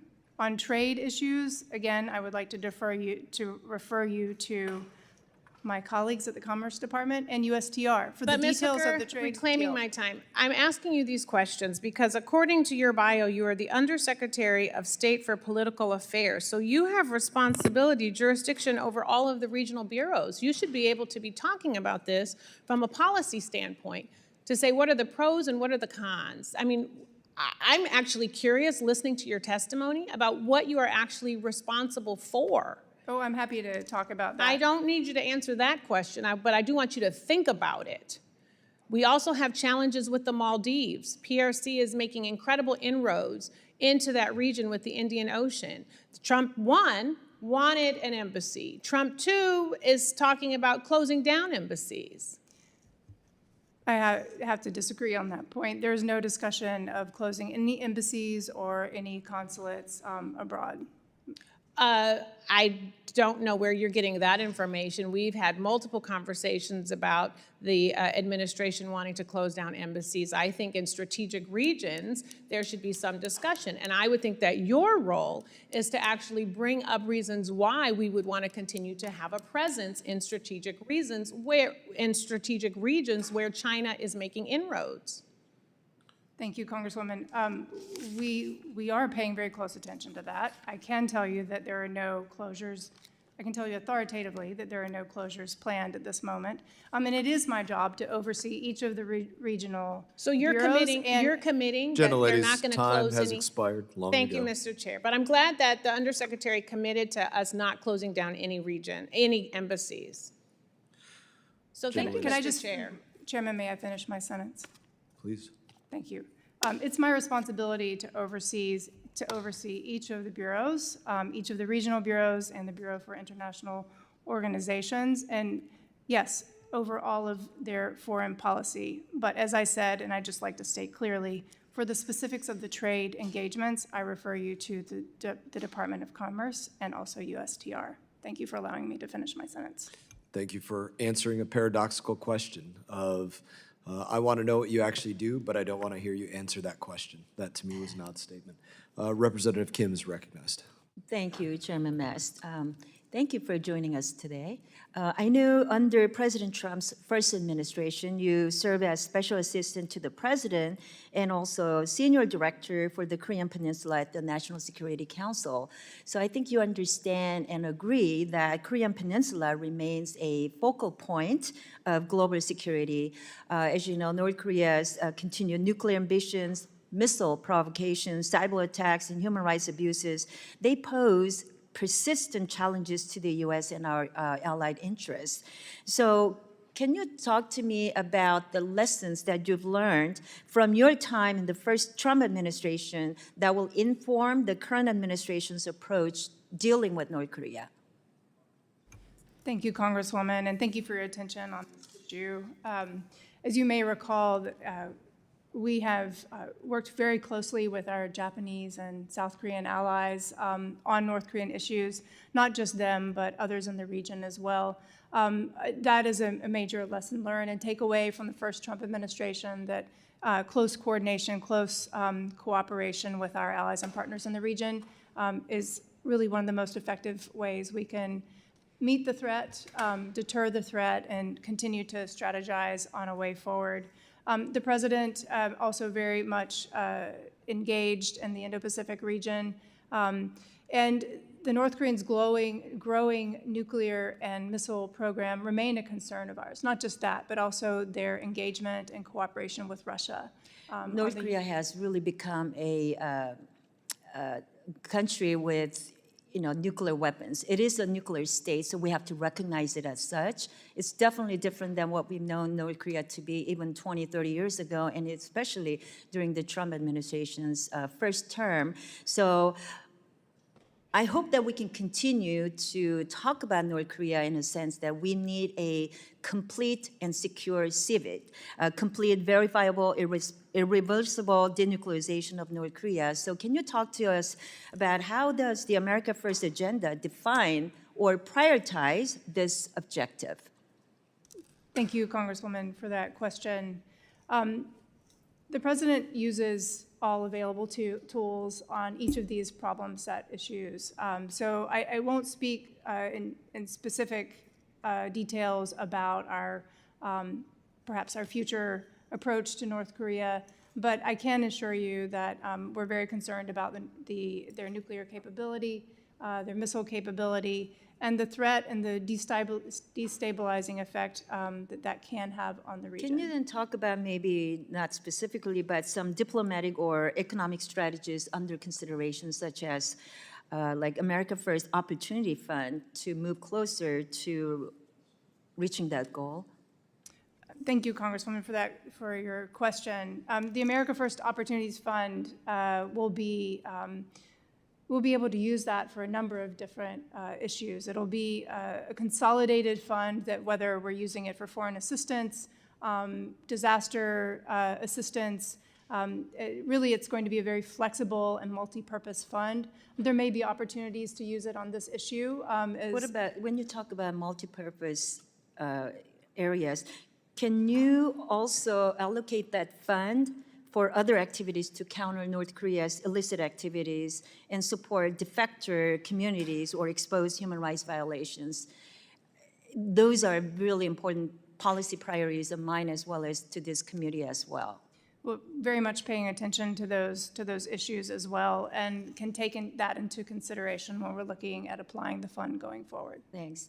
You know, as I understand, you, as the Undersecretary for Political Affairs, you oversee the department's 6 regional bureaus covering virtually all foreign policy matters that is considered by the State Department. And at times, the Undersecretary will elevate a high-profile issue from a regional assistant secretary and lead on the matter directly. So I think this happened under President Bush, and your predecessor, Ambassador Nick Burns, led on Iran policy for the department. So do you intend to similarly lead on China policy during your tenure? And talk about what that might look like. All right, thank you, ma'am. Well, I'd just like to reiterate, I serve at the pleasure of the president and also the pleasure of the secretary. I work very closely with Secretary Rubio and with Deputy Secretary Landau on issues that span around the world. So I really don't have anything to say in terms of specific target issues, except for that, as you noted, my responsibilities are global. And I'm here to support the Secretary and the Deputy Secretary as we address each of those issues. Thank you. Well, thank you. I yield back, Chairman. Recognize Representative Jayapal. Thank you, Mr. Chairman. Thank you for being here, Madam Undersecretary. In your confirmation hearing, you stated that China was trying to, quote, reshape the global order. In your opinion, is it in our national interest to have our American bilateral and multilateral relationships overtaken by China? I would disagree with the premise that they are. I'm just asking you, in your opinion, I assume the answer is no, that it's not in our interest, and I agree with you. But in fact, that is exactly what the Trump administration is allowing to happen with all the cuts to USAID funding. As we slash foreign assistance, China is stepping up its investments in the Silk Road for too many countries. It's becoming the only place to turn to backfill previous U.S. investments. And General Michael Langley, the commander of U.S. Africa Command, stated that China is, quote, trying to replicate specific USAID programs in Africa that the United States has cut, and that this trend has been seen globally. Madam Undersecretary, are you aware of how the USAID cuts and Trump's isolationism have what they've done to America's and China's respective global favorability? Congresswoman, I would disagree with the premise of multiple components of your statement. Do you know what's happened to U.S. favorability relative to China's favorability? In fact, we've had a great response in some of our countries that we're providing aid, that we're moving from a dependency relationship. Do you have any numbers for me? Well, I can tell you that we're continuing our PEPFAR life-saving I'm asking programs. about favorability. Are you aware that in January of 2024, a year before Trump came into office, the U.S. favorability rating was above 20 and China was in negative territory? And at the end of May, after just 5 months of Trump coming into office, China had a net favorability of 8.8 compared to negative 1.5 for the United States? Were you aware of that? I'm not sure what the sources of your numbers are. So you're not aware of that? I'm not aware of the sources of your numbers. Let me read you some statistics about how your administration's cuts will increase Chinese influence around the globe. Because of these cuts, Chinese investments in assistance programs will now surpass American investments in 40 more countries. China will now operate 16 more diplomatic posts abroad than the United States. And if the president's budget request is enacted into law and the U.S. fails to pay its UN-assessed contributions, China would actually be the biggest contributor to the UN regular budget and UN peacekeeping operations. Is this what making America great again means to you, ceding America's global leadership in the world to China? Congresswoman, at our funding currently, we remain the world's largest donor of aid. Next to the next 10 countries, we are still the greatest Madam Undersecretary, you may want to look at those statistics that I sent you and look at what these cuts mean. Would you agree that Mandarin language skills are a valuable tool for U.S. diplomats working on China and strategic competition issues?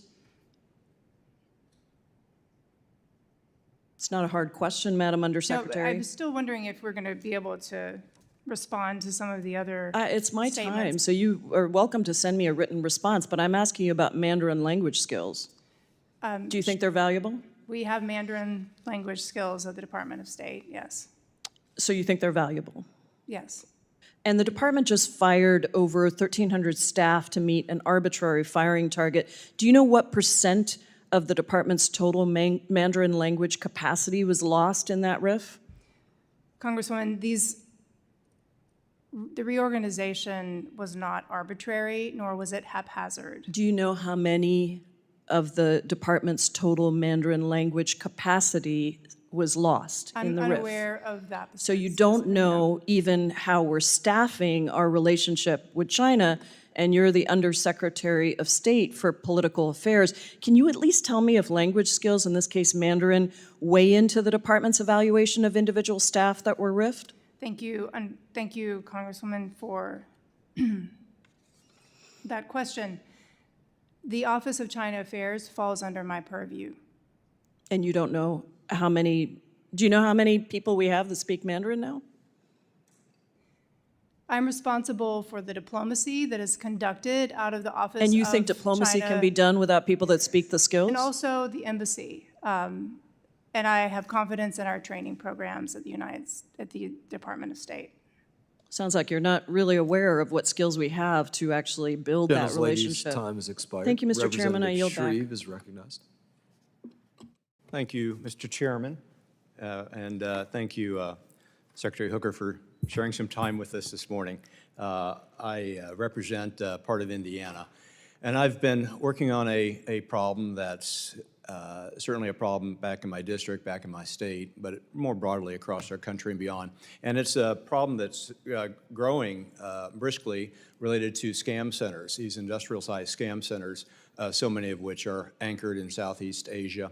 Following the COVID crackdowns, some of the bad actors in China pivoted from these illegal casinos and standing up these massive industrial-sized scam centers. And of course, some of my constituents have been bilked out of money as a consequence of these. Last year, the reported losses were $125 billion, but these are chronically underreported because it's embarrassing when people are bilked out of money from these scam centers.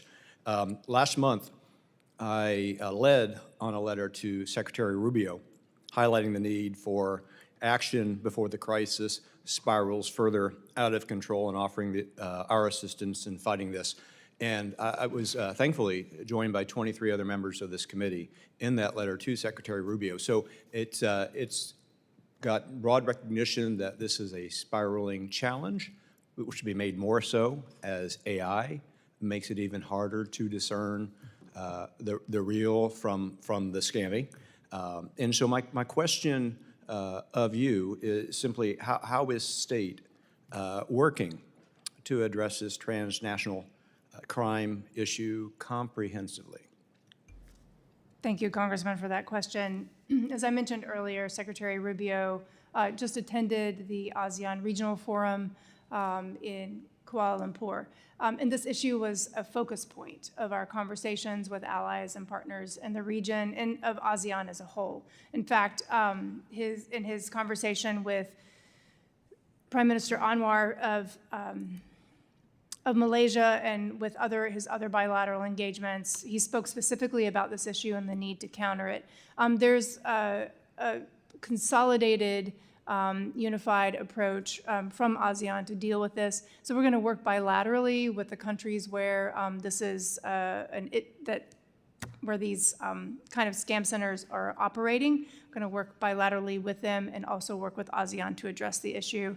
And very much appreciate your letter and your interest on this subject. Well, thank you for that. Are there additional statutory authorities that state is looking for to put more teeth into the toolkit that you've got to work with presently?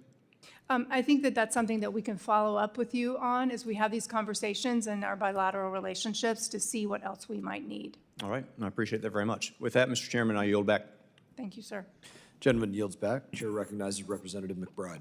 Thank you, Mr. Chairman. Thank you, Undersecretary Hooker, for being here today. I'd like to hone in on Secretary Rubio's decision to decimate the Bureau of Democracy, Human Rights, and Labor, or DRL. Most USAID programs and all but a handful of human rights programs have either ended or reportedly have been transferred to bureaus that lack the experience in this work. You just mentioned to Representative Jayapal that the reorganization, quote unquote, of the State Department was not haphazard, but you also told Ranking Member Meeks earlier today, as of right now, there's no plan for absorbing the work formerly done by DRL into the regional bureaus. You said a plan is, quote, in process. That does sound like a haphazard reorganization to me. Legal requirements for reporting to Congress on democracy and human rights programs have not been relaxed by law, yet many of the staff and systems to ensure compliance are gone. So I want to start, Madam Undersecretary, how many State Department staffers and contractors have you all fired that worked in the Bureau of Democracy, Human Rights, and Labor? I don't have that number in front of me right now, Congresswoman. So you don't have the number of folks that were in this bureau that presumably its work and they have been consolidated under your purview under the bureaus. You don't have a sense of how many remain? From the nature of your question, I think you're interested in understanding whether these functions are continuing in the bureaus, and I can assure you that the functions are continuing in the bureaus, whether it's for DRL, PRM, foreign assistance, our CT functions as well. Each of those functions are being integrated into the bureaus, each of the regional bureaus that I am responsible for. Well, to that point, if the work is still being done, I want to hone in then on the annual human rights reports, which are of great importance to human rights experts around the world. But going back to 2017, the latest that the country reports on human rights practices was published was April 22nd. It's now July 23rd, and we have yet to see this year's report. Can you explain this delay and when we should expect to see this year's annual required report? Thank you for that interest. I'm happy to look into it. I don't have an answer for you at the moment. I'll take that back. Happy to report back. Well, so it doesn't seem like the work of the Bureau of Democracy, Human Rights, and Labor is moving forward if they're not releasing reports in the same timely fashion that they did previously. I want to move on to ask, on this topic, and of course these bureaus absorbing this work, and presumably it's in some form or fashion moving forward, although not clearly as rigorously as it used to. Since assuming your position, how many times have you convened regional bureaus to assess or discuss a major human rights challenge, or for that matter, any human rights issues? I convene the bureaus weekly to talk about whatever issues they're facing. And have you discussed major human rights challenges in those meetings? I'm not going to talk about the specifics of our conversations with each of those regional bureaus. You know, I got to be honest, I appreciate you taking the time, but I just don't know what to make of these actions, or quite frankly, inactions by the administration. Either this administration is appallingly indifferent to human rights abuses and human trafficking, as we heard last week in Secretary Regis's testimony, or this administration is trying to cover up and paper over the scale of human rights abuses and human trafficking around the world. And quite frankly, given this administration's efforts to cover up abuses committed by Jeffrey Epstein and other powerful men, it appears that there is a pattern here with this administration. The powerful get to do what they want, whether it's powerful men here or strong men around the world, and this administration will cover for them. And it is deeply disturbing to me. And I hope that these regional bureaus under your leadership, because I believe that you personally want to do this work, I hope that this administration will fulfill its legal and moral obligation to report on, to investigate, and to hold other countries accountable for human rights abuses. And with that, Mr. Chairman, I yield back. Representative yields back. I would challenge anybody who has done more to stop trafficking into the United States of America than President Trump, objectively. Any side of the aisle. Nobody's done more to stop trafficking than President Trump from the people that were being drugged across the American border. Thank you, President Trump. Chair recognizes Representative Kane. Thank you, Mr. Chairman. And thank you, Undersecretary Hooker, for being here today. As we evaluate the work that is being done at the U.S. Department of State, it is vital that we understand how the reorganization will impact America's global health programs. I look forward to hearing how the State Department is continuing to implement its global health priorities. One of the key elements of the reorganization of the Department of State has been ensuring that regional bureaus play a more influential role in foreign assistance. Can you please clarify how that dynamic interplays with programmatic foreign assistance that requires centralized oversight, such as global health programming? Thank you, Congressman, for your question. As I'm sure you heard from Deputy Secretary Regas last week as well, the integration of USAID was complete on July 1st into the department. The goal of that was to make sure there is very strong oversight over each of those programs, making sure as well that our, as you said, our regional bureaus are able to implement foreign assistance that makes sense for their area of responsibility. One of the ways that we are ensuring these programs continue, those are life-saving programs. Those are programs that are tailored to each of the region's needs and each of the region's objectives. One way we're doing that is bringing on 400 U.S. staff into the department, into the regional bureaus to implement those programs. About 300 of them are coming from USAID. Others are U.S. direct hires. Also overseas and our embassies, we're adding another 400 locally employed staff to operate and conduct and perform these programs as well. So the effort there is to make sure that the bureaus not only have the direct political oversight over each of the programs, but that they have the staff that are capable of conducting those programs as well. And as a follow-up to that, are the regional bureaus empowered to raise concerns such as health commodity stockouts or rising health security threats when they were made aware of such concerns?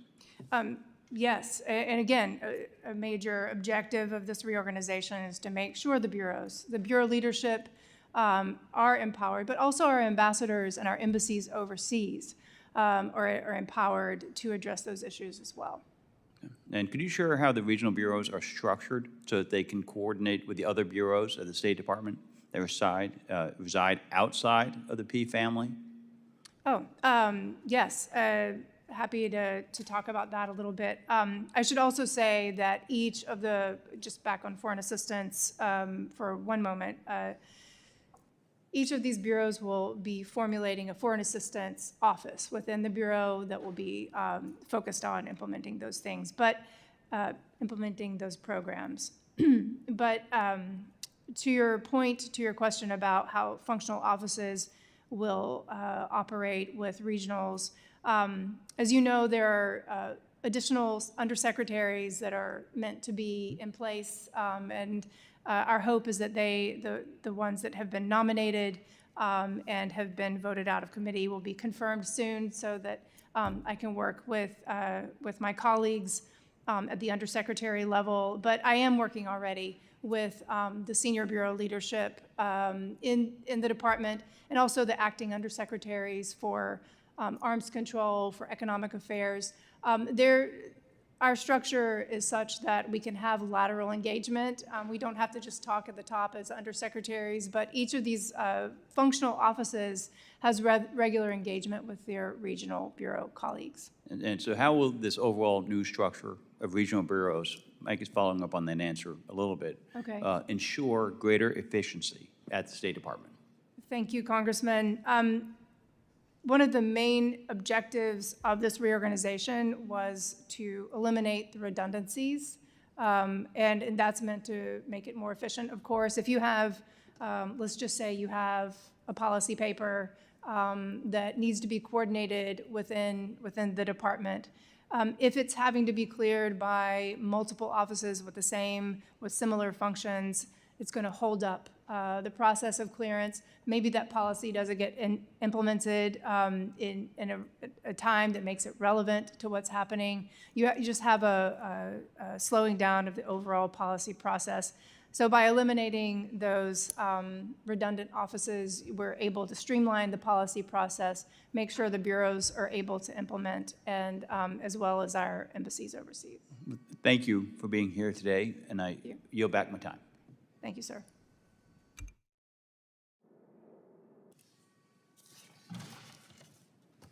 Thank you. Chair now recognizes Representative Johnson. Thank you so much, Mr. Chairman.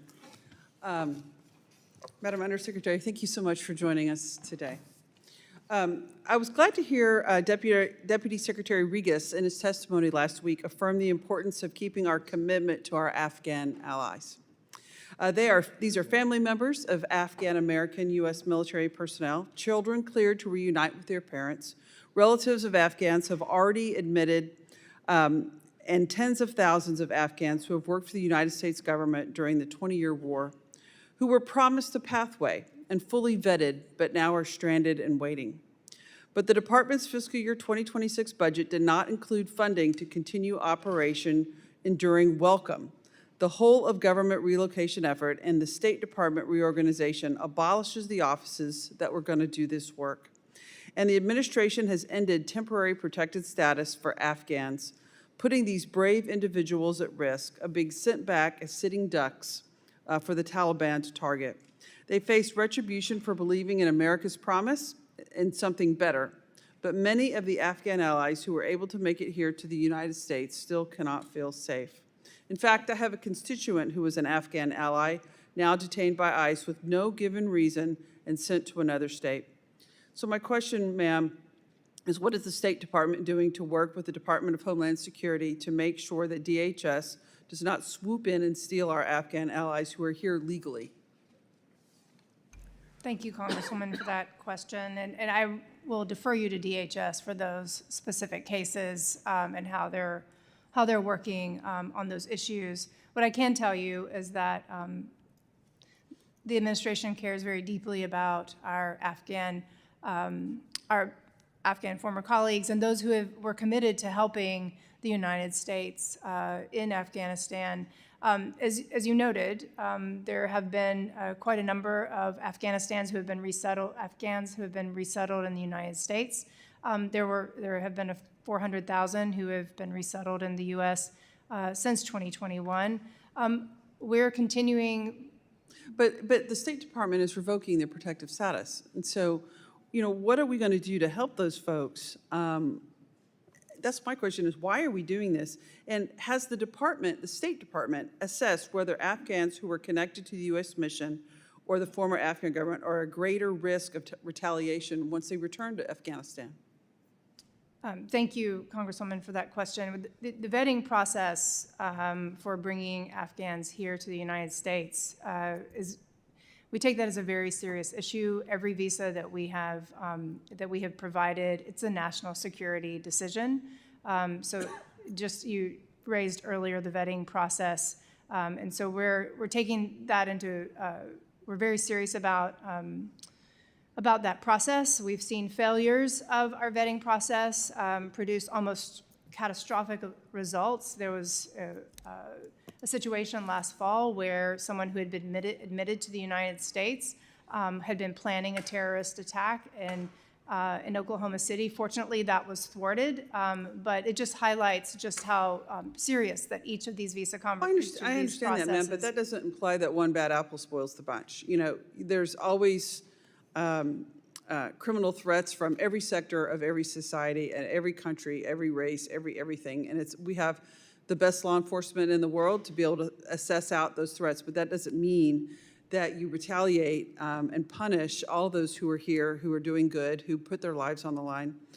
I'm also concerned that, you know, now that administration has terminated all of our assistance to Afghanistan, our remaining leverage comes from the world standing united against recognizing the Taliban as a legitimate government.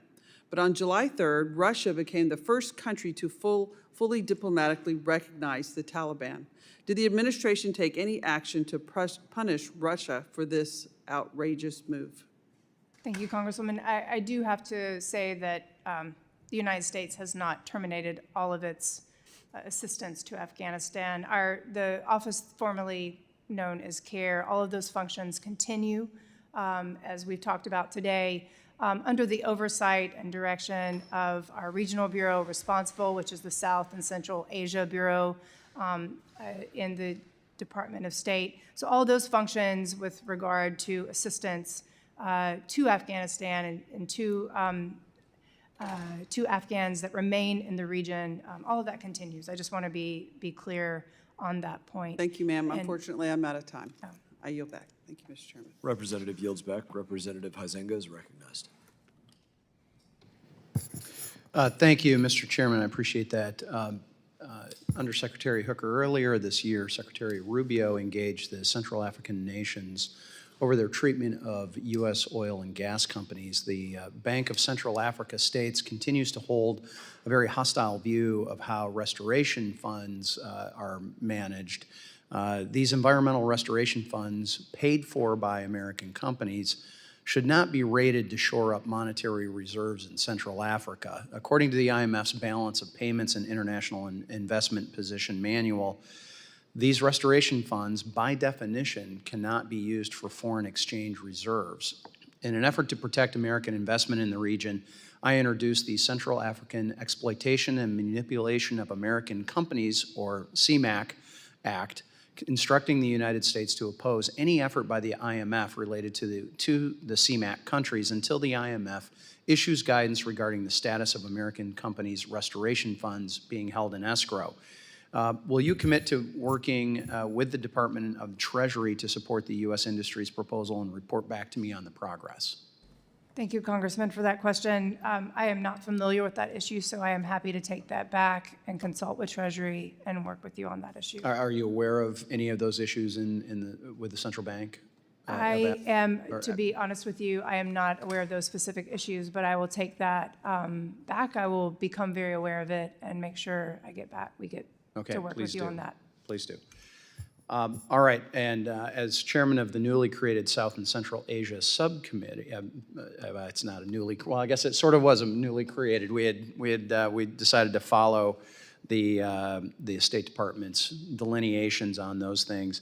But as chair of that South and Central Asia Subcommittee, I've been actively engaged in dialogues with regional partners on China's rapid expansion of port access through its Maritime Belt and Road Initiative, especially in the Indian Ocean, which is central to global trade and home to essential choke points. I'm also aware of the String of Pearls strategy, in which the CCP is attempting to encircle India through a network of military and commercial facilities extending from mainland China to the Horn of Africa. What actions has the department taken to counter the Belt and Road Initiative in the region and cement U.S. and allied dominance in the Indian Ocean? Thank you, Congressman, for that question. I'd like to highlight the work of Secretary Rubio. Just speaking of India for a moment, highlight the work of Secretary Rubio is working with the Quad, which is India. I'm sure you're familiar with that. The Quad, Japan, India, and Australia. He hosted 2 of these gatherings at the Department of State here in Washington, including on his very first day in the job. Which, by the way, was a great statement. We recently, Chair Young Kim and I hosted the ambassadors recently, and it's been a very good statement, I think, of solidarity. So great. And so on July 1st, we had another one of those meetings at the department. And I just mentioned that because the Quad is a key forum for countering China's efforts in the region, whether in the Indo-Pacific in general, but also specifically to the areas that you've mentioned. We have, just to focus on the Quad for a moment because of its great importance, the efforts under Secretary Rubio to streamline and really highlight specific areas of cooperation where we can, as Quad nations, cooperate on issues that touch on China. Mainly, I think in addition to ports issues, supply chain issues, which I'm sure you're also very aware of. These have been highlighted as areas where we can cooperate together in addition to the kinds of things you've mentioned. Right, and in my final 45 seconds here, I want to quickly get to this, and we may need to get this in writing from you as well. But obviously, Central Asia holds vast reserves of critical minerals and is key to the world supply of that. Just yesterday, I sat down with the first deputy chairman of the Uzbeki Senate, where we discussed their copper deposits in Uzbekistan and their desire to work with the Trump administration to realize some profits in that. Obviously, copper is extremely important in so many various, whether it's AI and defense, electric grid. But how is the department engaging with Central Asian countries to secure non-PRC supply chains And what measures are being taken to ensure that the United States remains a partner of choice, even in nations receiving significant Chinese investment? And I know we're out of time on that, but, and happy to follow up with you in greater detail, but we are very much engaged with our Central Asia partners, and not just them, supply chain, diversifying supply chains, securing supply chains is as you know, a huge priority for the President and for Secretary Rubio. We're doing it in all regions around the world. Happy to follow up with you. I look forward to those follow-ups. Yeah. Thank you. Thank you, sir. I yield back. Recognize Representative Titus. Thank you, Mr. Chairman, Madam Secretary. Just to change the direction a little bit, I would like to talk about what's happening in the Eastern Mediterranean. I sent a letter to the President with 21 of my colleagues just recently about a meeting between President Trump and President Erdogan. This came as he was having a number of phone calls, and we anticipated a meeting. I wanted to ask we wanted to ask the President to bring up certain topics that are important, both with our relations to Turkey and with Turkey's relations to Greece and other countries in the area, whether it's the missile incursions or it's the airspace or the water rights or the F-35s, all of those things we wanted to hear about.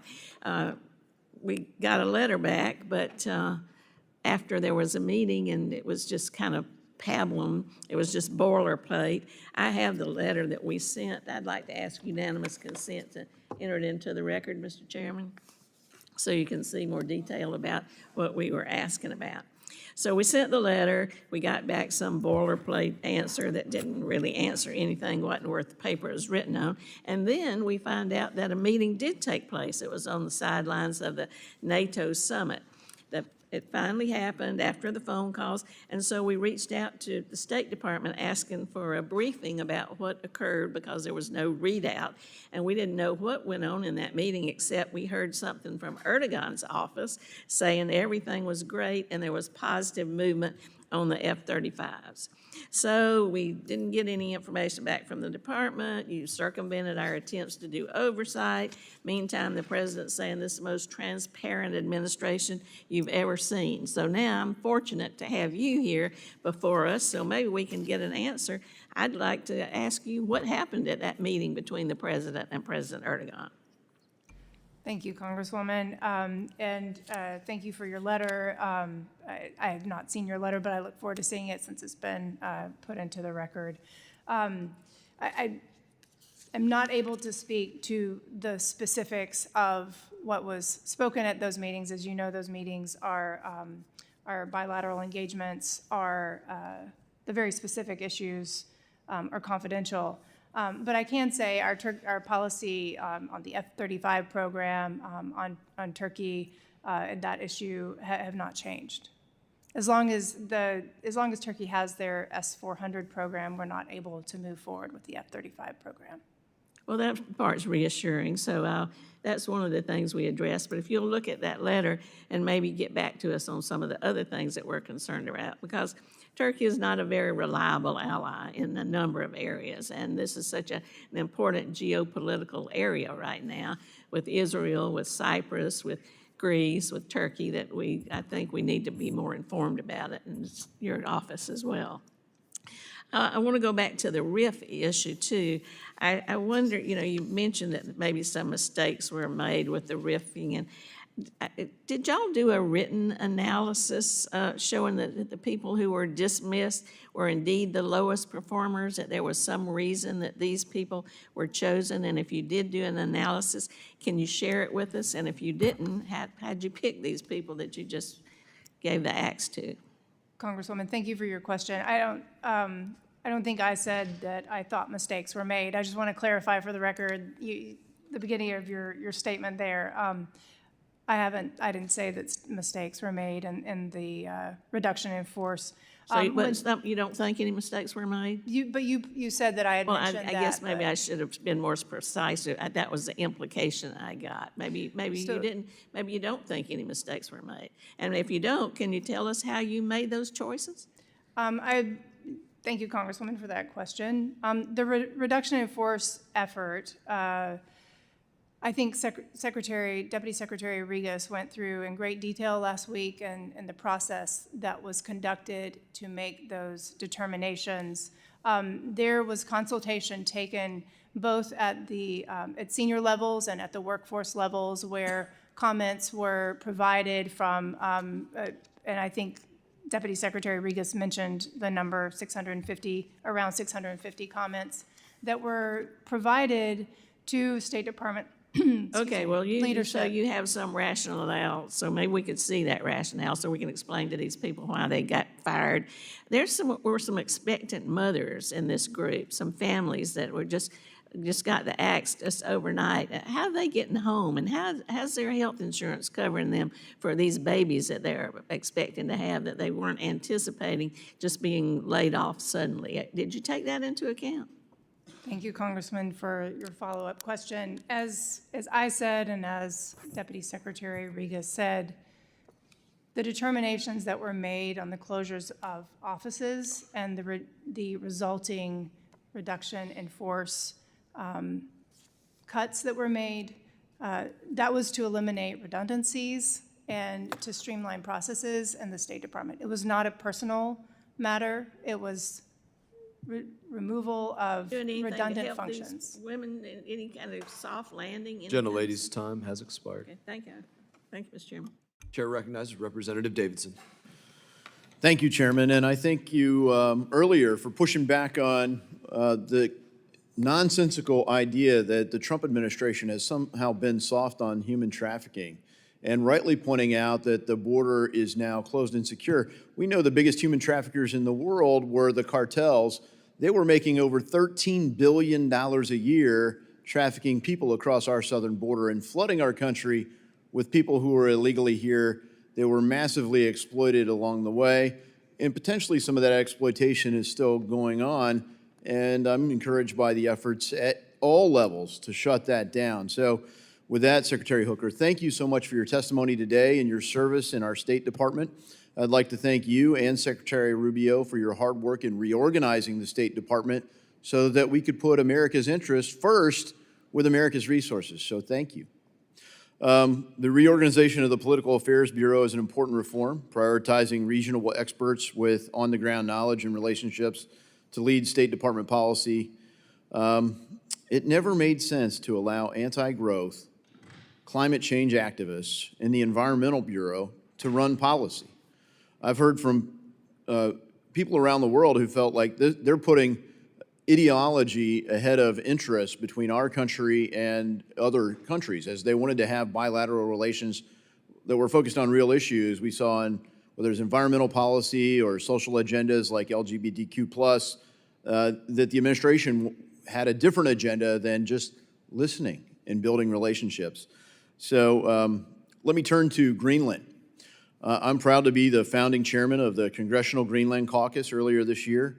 Arctic security is critical for our national security, and ensuring that we keep Russia and China in their place as we confront not just Arctic security, but Arctic opportunities. And I'm glad there were components of the big, beautiful bill that advance that. Could you elaborate on how the State Department's working to address that issue? Thank you, Congressman, for your question and for your comments as well. You've hit on a number of issues that are of great importance to this administration, whether it's supply chain or our security in the Arctic. All of those issues can be found central in Greenland. And our engagement with Denmark continues. As you know, we have a base there in Greenland, which keeps us very tied to it. So I guess the best thing I can say about it is that we're paying close attention to this issue. Our Bureau of European Affairs has under its responsibility Greenland, and will continue to work this issue going forward for the administration. Thank you so much, and I'd love to build an interface there with the State Department to specifically talk about Greenland issues, both with the people of Greenland and with folks of Denmark. And if we could arrange travel there just to build rapport and relationships, would have a congressional delegation that would love to participate with the State Department in strengthening our ties. As the chairman of National Security and Illicit Finance, every day we have malign foreign actors, and Representative Shreve highlighted, one of those issues where you're seeing transnational criminal organizations exploit our seniors. Thank you for highlighting the response there. Do you have any thoughts on how the financial services lane and using all the tools, whether it's OFAC or things that are in Treasury, could work with the State Department to provide additional leverage in your negotiations?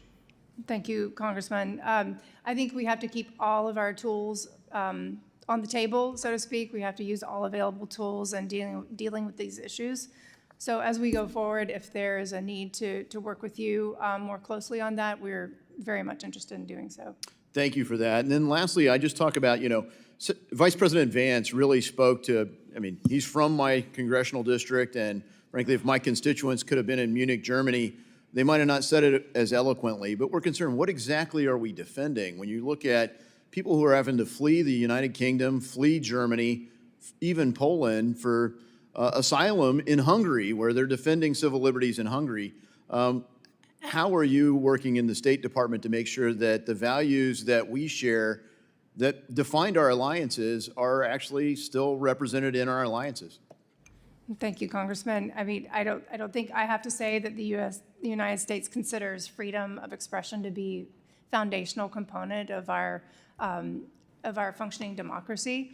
And so this can be part of our diplomatic engagement with these countries that you just mentioned, that we continue to stand for the very freedoms that we hold dear, and with our fellow democracies around the world, ensure that they continue to see this as a value and that we're emphasizing it. Thank you so much. My time's expired, and I yield back. Representative Castro. Thank you. Thank you, Chairman. Thank you, Undersecretary, for your testimony and for being here today. What's happening in Gaza is a horror of mass starvation, mass murder, and even a plan for ethnic cleansing that Americans are helping to pay for. Every day brings us fresh horrors of starving children, in fact, some of them starving to the bone, civilians killed by snipers while they seek out food, and entire families wiped out by the IDF.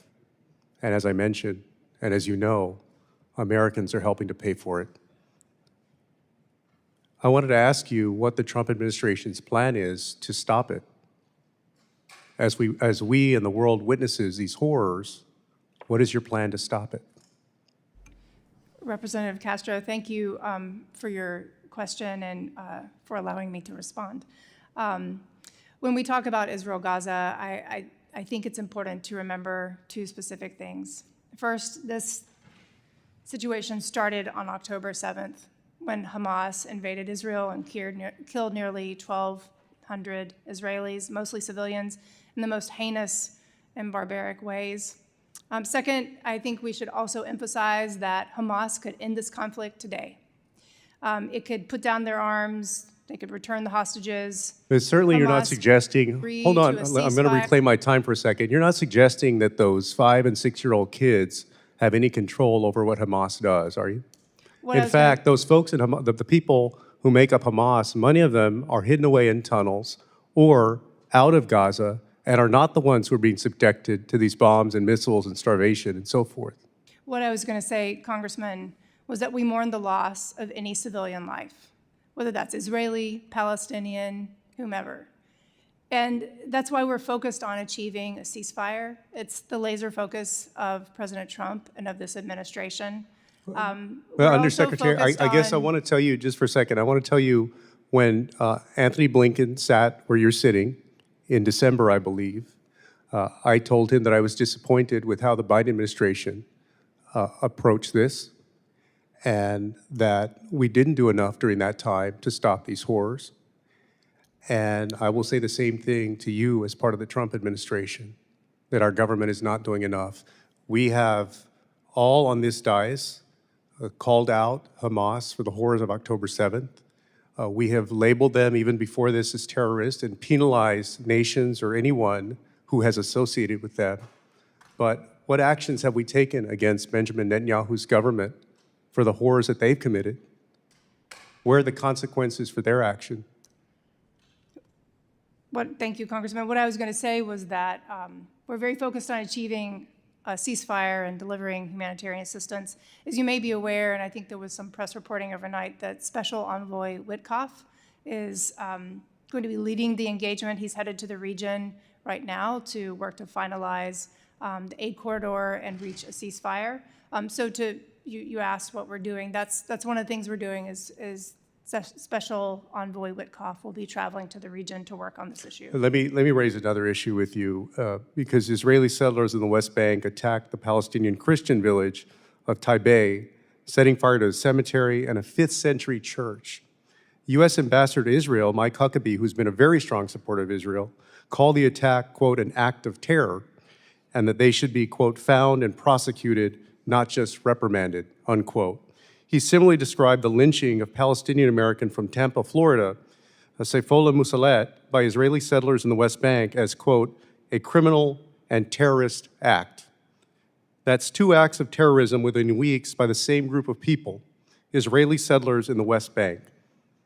I want to ask you, will the United States be pursuing independent investigations into these terrorist attacks by Israeli settlers? Thank you, Congressman. I understand that the IDF is investigating incidents. That Will the they're United States responsible- government launch an investigation into these attacks? And as I said, Special Envoy Witkoff is traveling to the region, and it's very much in President Trump's interest and his objective to reach stability in the region. He's working on ceasefires. Will you guys in each of commit to an independent United States investigation into these attacks? Thank you for asking that question. I don't have an answer for you at this moment, but I've provided you with an answer to your question on what we've been doing on this issue and how we're working towards a ceasefire.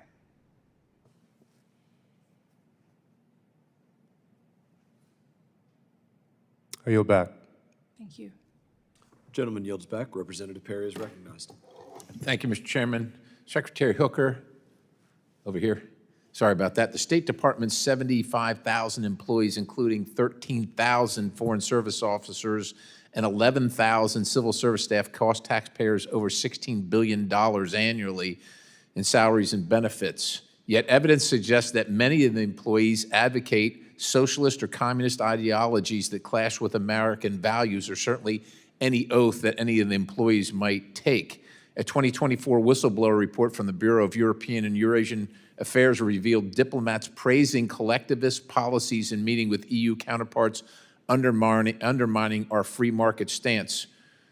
Are we going to continue funding a diplomatic corps that seems more aligned with Marx than Madison? And I'm serious about that. Like, what is the plan here? Does the department even recognize this as an issue? And I'm not talking about restricting the exercise of free thought or free speech, but if we're going to have people in our State Department advocating for the policies and beliefs of our adversaries, I think that's problematic. So that's a serious question to you. Thank you, Congressman, for your question. I'm just going to refer to the reorg for a moment, but Okay. it's in line with answering your question, and that is, as I've said, the reorganization is meant to bring the power over foreign policy back into the bureaus, but underneath senior bureau leadership that is aligned with this administration. And so under the leadership of not just myself, but the heads of those bureaus, and of course, Secretary Rubio, I'm confident that we'll be able to operate as a democracy and operate on these foreign policy objectives that the president has laid out. And I appreciate that. And again, we're not asking for fealty to an individual, but I think many of us are frustrated over time with the State Department that seems to be antithetical to the values of the country and the citizens it supports. And you know, as an example here, the department's 2022 Equity Action Plan, costing $12 million last year, projected at $15 million for FY26, promotes DEI initiatives that prioritize identity over merit, mirroring socialist frameworks. A 2023 internal survey showed 62% of Foreign Service officers supported policies like wealth taxes or nationalized industries those ideas are just rejected by Americans. And Furthermore, let's see here. Here's a true story. In 2024, a whistleblower in the Bureau of Democracy, Human Rights, and Labor revealed a clique of employees circulating a petition to soften sanctions on Cuba, citing humanitarian concerns while ignoring Havana's repression. The petition, signed by 22 staff members, was exposed by a Freedom of Information Act request. Again, we just prefer people that are loyal to the United States of America. I mean, Ana Montes is cooling her heels in a prison for being the most prolific operative working inside the United States of America, yet promoting Cuban communist policies. We simply can't have that. So I understand there's a reorganization going on, but if you can elucidate for us any of the policies in that reorganization that would kind of get a gauge on loyalty to the Constitution of the United States of America. For instance, do employees take an oath regarding their loyalty to the Constitution of the United States of America? Each employee of the Department of State takes an oath when they begin their service to the Constitution. I did too, when I started on June 5th. And so, it's the same oath. And so if employees of the State Department then advocate for the Communist Party of Cuba, is that seen as a violation, or will that be seen moving forward as a violation of that oath? Thank you, Congressman, for that question. I work every day with absolutely fabulous colleagues in the Department of State, Foreign Service, Civil Service, other staff in the department. And I appreciate your concerns, and thank you for highlighting each of those issues. I will work with my colleagues in the Management Bureau to see how we might be able to address this if it arises as a problem going I appreciate forward. your time, and I didn't mean to cut you off, but I just want to close here before the chairman has to cut me off.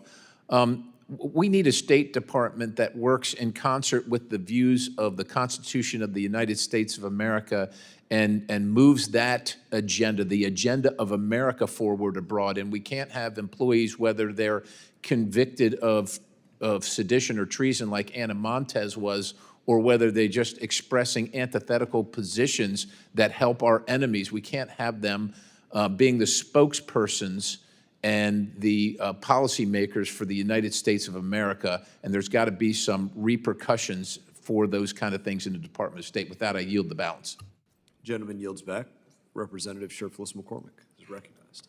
Thank you so much, Mr. Chairman. Thank you, Undersecretary, for being here. Quite frequently, we hear our House Republicans talk about this policy of putting America first, America's interests first. But I'm failing to see real processes and thought-out procedures to implement to achieve this goal. So I'm hoping that today you'll give us some insight as far as to strategy and policies on how we can get there. And I'm hoping that these strategies and policies would actually have within it some mitigation procedures, any corrective actions, but really having the implementation by experts. Since we have so many people who are being fired, we want to make sure that experts are at that table. And so I can't wait for you to shed light on this, so these won't just be slogans of putting America's interests first, but we'll see tangible acquisition or actually getting to that. So I want to shift our attention to Haiti and find out what is the strategy with Haiti. Thank you, Congressman, for your questions.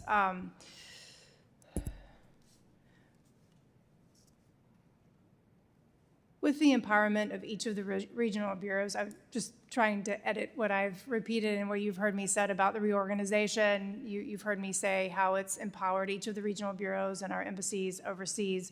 What that does is it allows each bureau and their area of responsibility. Well, specifically, I wanted to hear about Haiti, because Haiti is a unique situation, especially in the region. And right now, the Office of Haitian Affairs is eliminated. So I wanted to hear what is the strategy behind eliminating it, especially since it's such a huge crisis for the entire Western Hemisphere, and there is a significant amount of guns which are coming from the United States into Haiti and drugs that are going throughout the entire Caribbean. So it seems to me that eliminating the Office of Haitian Affairs would be contrary to the goal of actually containing and controlling this region. So what is the strategy behind eliminating it in this climate?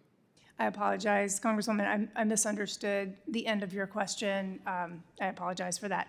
The Bureau of Western Hemisphere Affairs is responsible for Haiti. So it's not that our focus on Haiti has changed. We're, assure you, very focused on Haiti. Haiti had an Office of Haitian Affairs, specifically because of the uniqueness of what's going on in Haiti. Right now, Haiti is in crisis mode. And in this crisis mode, what we're finding is that you guys are eliminating the office. And the elimination of the office seems contrary to what is needed at this present moment. So could you please expand on what is the strategy for success in Haiti in its crisis situation, which is so close to South Florida, which is actually affecting the United States every single day? What is the strategy behind? So the elimination of the Office of Haiti Affairs does not mean that the function of overseeing Haiti issues has been eliminated. The department, Secretary Rubio has assigned Ambassador Henry Wooster, who is now Chargé d'Affaires in Haiti, to evaluate the situation in Haiti in a whole of government approach. Okay, and so that's the strategy. I'm sorry, so there that's the wasn't strategy a strategy in place before. It was just eliminate it and then think through it and create a strategy, because you're saying he's going to be analyzing it, but there was no current strategy before implementation. He has analyzed it. So what He's is been the working on this strategy? issue for the past month. The strategy was to continue to work on Haiti affairs with the Bureau of Western Hemisphere Affairs, focused on Haiti, and Ambassador Wooster has been assigned to work in a whole of government approach on So the with issues closing of Haiti. of the actual, of that office, will the personnel be shifting also? Will it have the same attention, same personnel, the experts? It has the same attention for sure. The functions of the Office of Haiti Affairs have been absorbed into the full bureau, and these functions are continuing. So why close that office and leave other offices, such as the office on Cuba? Why close this office and have it absorbed into Western Hemisphere? The Western Hemisphere, most of those countries aren't having the same issues, and that's why traditionally it has its own office. Why do that? All of these functions are being covered. I can assure you of that. I mean, that's the purpose. Well, thank you there so were much. redundancies My time were is have running been out. eliminated. My time's running out, and I thank you so much for being here today, but I'm afraid that I hear a lot about making America's priorities first, but as I said, it's looking more and more like a slogan, because we're not seeing real policies, real strategy, real implementation. We're seeing these haphazard ideas of closing the Haitian Affairs Office when right now we so desperately need the attention for that office. I'm not hearing about the personnel, the experts who will be continuing the work that is done in Haiti. I'm hearing more about, well, we just closed or eliminated the office, and now we're going to analyze to make sure we have everything going forward. That forethought should have been there in the beginning, so we can guarantee that we won't see any kind of issues. But what we've been seeing consistently have been issue after issue, lack of forethought, lack of experts, lack of mitigation processes when they do find an issue, and also lack of corrective actions. So going forward, I would love to be able to work with the administration so we can put these procedures in place so we can actually attain that reality of having policies that strengthen the United States while edifying our allies. Thank you, and I yield back. I don't think you had much time to yield back, but thank you for relinquishing the microphone. I'm now going to recognize myself for 5 minutes of questioning. In my opening remarks, I used the term outcome a couple times. And I think that's one of the most important things to recognize about what's been lacking with the State Department and what needs to be the focus of the State Department. State Department is not a think tank. It's also not the Department of Defense. We don't have people in uniforms in the same way. But it is lacking some of the important things that the Department of Defense has. As I mentioned, a very clear hierarchy, a very clear structure that people follow in the same way. That has been lacking in the State Department. And I believe the measurable outcomes, again, have been lacking in the same way. I want to start by giving you a chance, in part, to respond to a few things, because there's been accusations made about somehow there's a lack of outcomes because of the actions taken by the Trump administration. And so my colleague said, the State Department was not properly resourced. Now, I know you were in the State Department previously in your career as well. The budget's grown by about $45 billion over the last 25 years. So when we're talking about outcomes, has the State Department been $45 billion more effective over that time? I don't believe so, sir. I think that's a plain way to put it. I don't believe so either. And I think objectively, I'd be hard-pressed to find somebody that could say that it has been. The State Department, it added between 2007 and 2024, 23,000 additional jobs in that window of time. You have almost 80,000 employees, and you have accusations being leveled against you that you just don't have the resources that you need. You don't have the people in place. And how on God's green earth could you get rid of 1,500 employees in this place? Well, again, we have to look at the outcomes of what was taking place. We are not a jobs program. The State Department is not. It has to be measured in outcomes. And so given that you have almost 80,000 employees, are you properly resourced, or are you lacking? Do you need to be at 90,000? Thank you, Congressman. I would like to just respond by saying, as you alluded to in your opening statement, that reorganization has been necessary for a long time. And as I said, multiple administrations have tried and failed to do that. The Trump administration, under President Trump's leadership, Undersecretary Rubio, has taken a very bold step to eliminate the redundant offices, to eliminate the redundant roles that were being played out under the previous structure, and with, as you said, an amount of employees and with the budget that could be streamlined. And so definitely the Secretary has taken steps to do that.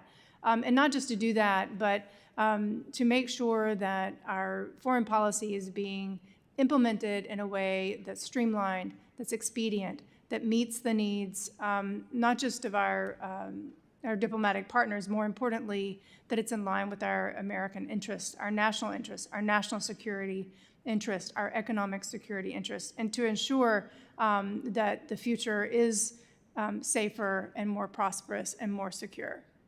I thank you for those respective outcomes that you're seeking. Those are all worthy outcomes that I believe in. I wouldn't say that seeking a set number of employees is a worthy outcome. That's not a metric that I think the State Department should care about, whether it has 80,000 or whether it has 78,500. Doesn't matter. What matters are the outcomes that are achieved, and the fact of the matter is, under the Biden administration, it wasn't one or two incidents, as one of my colleagues put it, of, well, there might have been some drag shows in Ecuador, there might have been some expanded atheism in Nepal, or there might have been some little bit of transgender here. It was systemic across every continent, every country, prioritized to use the State Department for social experimentation and virtue signaling instead of measurable outcomes that made America the partner of choice, real diplomacy. And I applaud the work that's going on in the State Department to return it to what it needs to do, which is make sure that the policies being put in place are putting the United States of America first. And I'll just close my questioning by saying, I believe you put the United States of America first with the State Department by always asking the questions. What does America need from a country or region? What does that country or region want from the United States of America? And if we choose to provide something, whether it's PEPFAR or anything else, or an aid program, or, God forbid, a transgender job fair or something else stupid like that, does it get the United States of America what it needs? Because if it doesn't, then somehow we were talking past one another. We didn't have the right conversation. And I want to ensure that you have the right conversations to get this country what it needs. I guess I'm yielding my time. I don't have any more time left. I don't know that I can yield it back to myself. I don't know that that's a real thing. But I'm going to now recognize Representative Stanton nonetheless. Thank you very much, Mr. Chairman. In the diplomatic arena, we are ceding ground to China. This administration is cutting staff, haphazardly restructuring the State Department without congressional input, and proposing steep funding cuts. These are policy choices that create a vacuum of power, and China is taking notice. I'm open to having a real conversation about necessary changes to our foreign policy apparatus. But we cannot say that we are serious about competing with China when our restructuring means cutting 1,300 employees and rescinding almost $9 billion in spending on foreign affairs, while China has proposed an 8.4% increase in their diplomatic budget. Closing the office that has coordinated the diplomatic response to China's aggression in the South China Sea, and closing the Office of Security and Transnational Affairs in the Bureau of South and Central Asian Affairs, which had specific expertise in countering China's assertiveness in the region. Undersecretary Hooker, is it true that the East Asia Pacific Bureau's Multilateral Affairs Office was scrapped in the reorganization? That office has been eliminated, and its functions have been integrated into the rest of the offices in the Bureau of East Asia and Pacific Affairs. Is it true that the entire team that had prepped Secretary Rubio for his meetings in Malaysia as part of the Association of South Asian Nations were fired while the Secretary was in meetings that they had planned? As I mentioned, that office was eliminated, and the staff that were staffing that office were also eliminated. I would also like to point out that the efforts to move forward with the reorganization began on May 29th when Secretary Rubio notified Congress, and of course were held up for months by the court cases. Is there anyone in Washington, D.C. at the State Department in charge of leading engagement with ASEAN, the Pacific Island Forum, the Asia Summit, or the Asia Pacific Economic Cooperation? Yes, sir. There are staff and officers in the Bureau of East Asia and Pacific Affairs that are responsible for each of those engagements. Undersecretary Hooker, Secretary Rubio has consistently said that China is the geopolitical challenge we face. It is the greatest geopolitical challenge that we face, and we need people in the department that can face directly that threat. That requires Mandarin language skills and an understanding of Chinese culture. To follow up on my colleagues' earlier questions about laying off Mandarin speakers, of the Mandarin speakers who were RIFed, how many received language training funded by the Department of State? Sir, I don't have those numbers in front of me, but I can assure you, as I would Representative J. Paul if she were still here, that we do continue to have Mandarin speakers. Some of them are on my staff and are sitting behind me. What was the average cost per person of the department's investment in Mandarin language training for those staff? I am happy to look into those figures for you. That is something that I do not have under my purview, but I can work with you to get those numbers back to you from the Bureau of Management. How long on average does it take to replace a Mandarin-speaking Chinese specialized staff member from recruitment to deployment? Thank you for your question, sir. I'm happy to look into that. I know, as I said, we still have Mandarin capability in the department and out in the field, and I don't know how long each of those individuals have spent learning the language. What % of the department's total Mandarin language capacity was lost in this RIF? So thank you for your questions. Happy to look into all of these all the answers to these questions, but I do want to underscore that the functions of the offices that have been eliminated continue. I also want to underscore the expertise that we maintain in the department. 1,300, not quite that number, almost 1,300 talented individuals who served their country very well, and we appreciate their service, were affected by the reduction in force. It doesn't mean that we don't respect them for that, but we have been engaged in this reform in order to make our foreign policy more effective, more nimble. Thank you, sir. Undersecretary Hooker, your answers have not convinced me that this administration fully grasps or even has a plan to mitigate the damage it has done with its haphazard reorganization to one of the most useful language skills we absolutely need in our diplomatic corps. We are facing a critical moment right now with the Chinese challenge to the United States. We cannot afford to give up ownership in this critical arena. I yield back. Gentleman yields back. We've reached the end of our question period for this time. I would like to yield to the gentleman for any closing statement that the minority may have. I'd like to make a statement on behalf of the ranking member Meeks. Secretary Hooker, you served our nation as a national security professional for more than 20 years. Your expertise on the Korean Peninsula, nonproliferation, and the Indo-Pacific has helped advance American interests on the global stage. Your public service is appreciated. So I know that you recognize the value of our career civil and foreign service officers and the unique expertise that they bring to the job every single day. I know that you know and you recognize that the personnel in the State Department's Bureau of East Asian and Pacific Affairs and those working on nuclear issues are essential to achieving our most urgent national security goals, which is why I also know that you understand just how much harder your job has become after Secretary Rubio fired almost 1,300 national security experts from the State Department. Unfortunately, the Trump administration's dismantling of the State Department is a far cry from the, quote, modern diplomatic corps that is ready to meet the challenges of a complex world, unquote, that you spoke of in April. The fact of the matter is that the State Department is now unquestionably less prepared to meet those challenges and succeed, given the massive cuts, reduction in force, and reorganization, and frankly, lost talent. Americans' national security is compromised by these short-sighted, self-inflicted wounds, and we have heard nothing from you today to ease those critical concerns. Thank you. Gentleman yields back. For my closing statement, I'll simply recognize you to answer any questions that you felt as though you didn't have the opportunity to answer or make any statements that you used to make in closing. Thank you, Chairman. Thank you again for the opportunity to appear before this body and to have the opportunity to tell a good news story, actually. And first of all, I'd like to just reject the premise that the reorganization that Secretary Rubio has undertaken, an historic reorganization that he has undertaken at the Department of State, was haphazard. It was not haphazard. It was methodical. It was considered.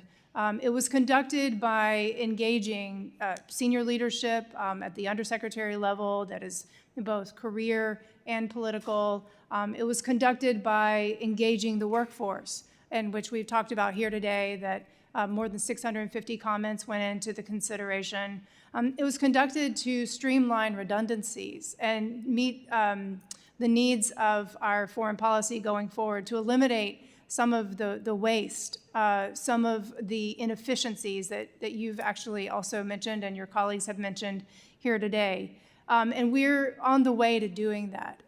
The Secretary has taken great strides by eliminating these offices. As I mentioned, these reorganization steps were taken in a way where they're not personal, were not individual. They were aimed at streamlining functions, streamlining our efforts to make sure that both the President's priorities and the interests of the American people are being met in the most efficient way possible. I also want to answer the assertion that we have now a lack of expertise at the State Department. There are still thousands of experts who also speak Mandarin at the department and who are working every day to, with great pride, working every day to implement the foreign policy of this great nation. And so some of your colleagues have just mentioned with the elimination of certain offices that expertise was just lost forever. No, there are other experts that are working on these issues. These functions have been integrated. As I said, I commit to working with this body to answer some of the questions that you've raised today that maybe I didn't have the answers in front of me, but it'd be my great honor to do that, as it is my great honor to return to the State Department in this role to serve President Trump and to serve Secretary Rubio. And with that, sir, I'd just like to say thank you very much. Thank you for your testimony today. Thank you for your comments. I think saying not haphazard is a perfect way to place this. I spent a lot of time kicking in doors, kicking in doors. It was rapid, it was violent, there were risks, but it was necessary. But being all of those things, it was the farthest thing from haphazard. It was something that needed to take place, and there were some real doors that needed to be kicked in at the State Department, and I thank Secretary Rubio for everything he's undertaken to do that, and I thank you for your lane as that as well. Pursuant to committee rules, maybe one more, hold on, got to find the right page. All right, I thank you for your valuable testimony today. I thank all members for their questions. Members of this committee may have some additional questions for you, Undersecretary, and they will ask you to respond to those in writing. Pursuant to committee rules, all members may have 5 days to submit those statements, questions, and extraneous materials for the record, subject to length limitations, and without objection, this committee stands adjourned.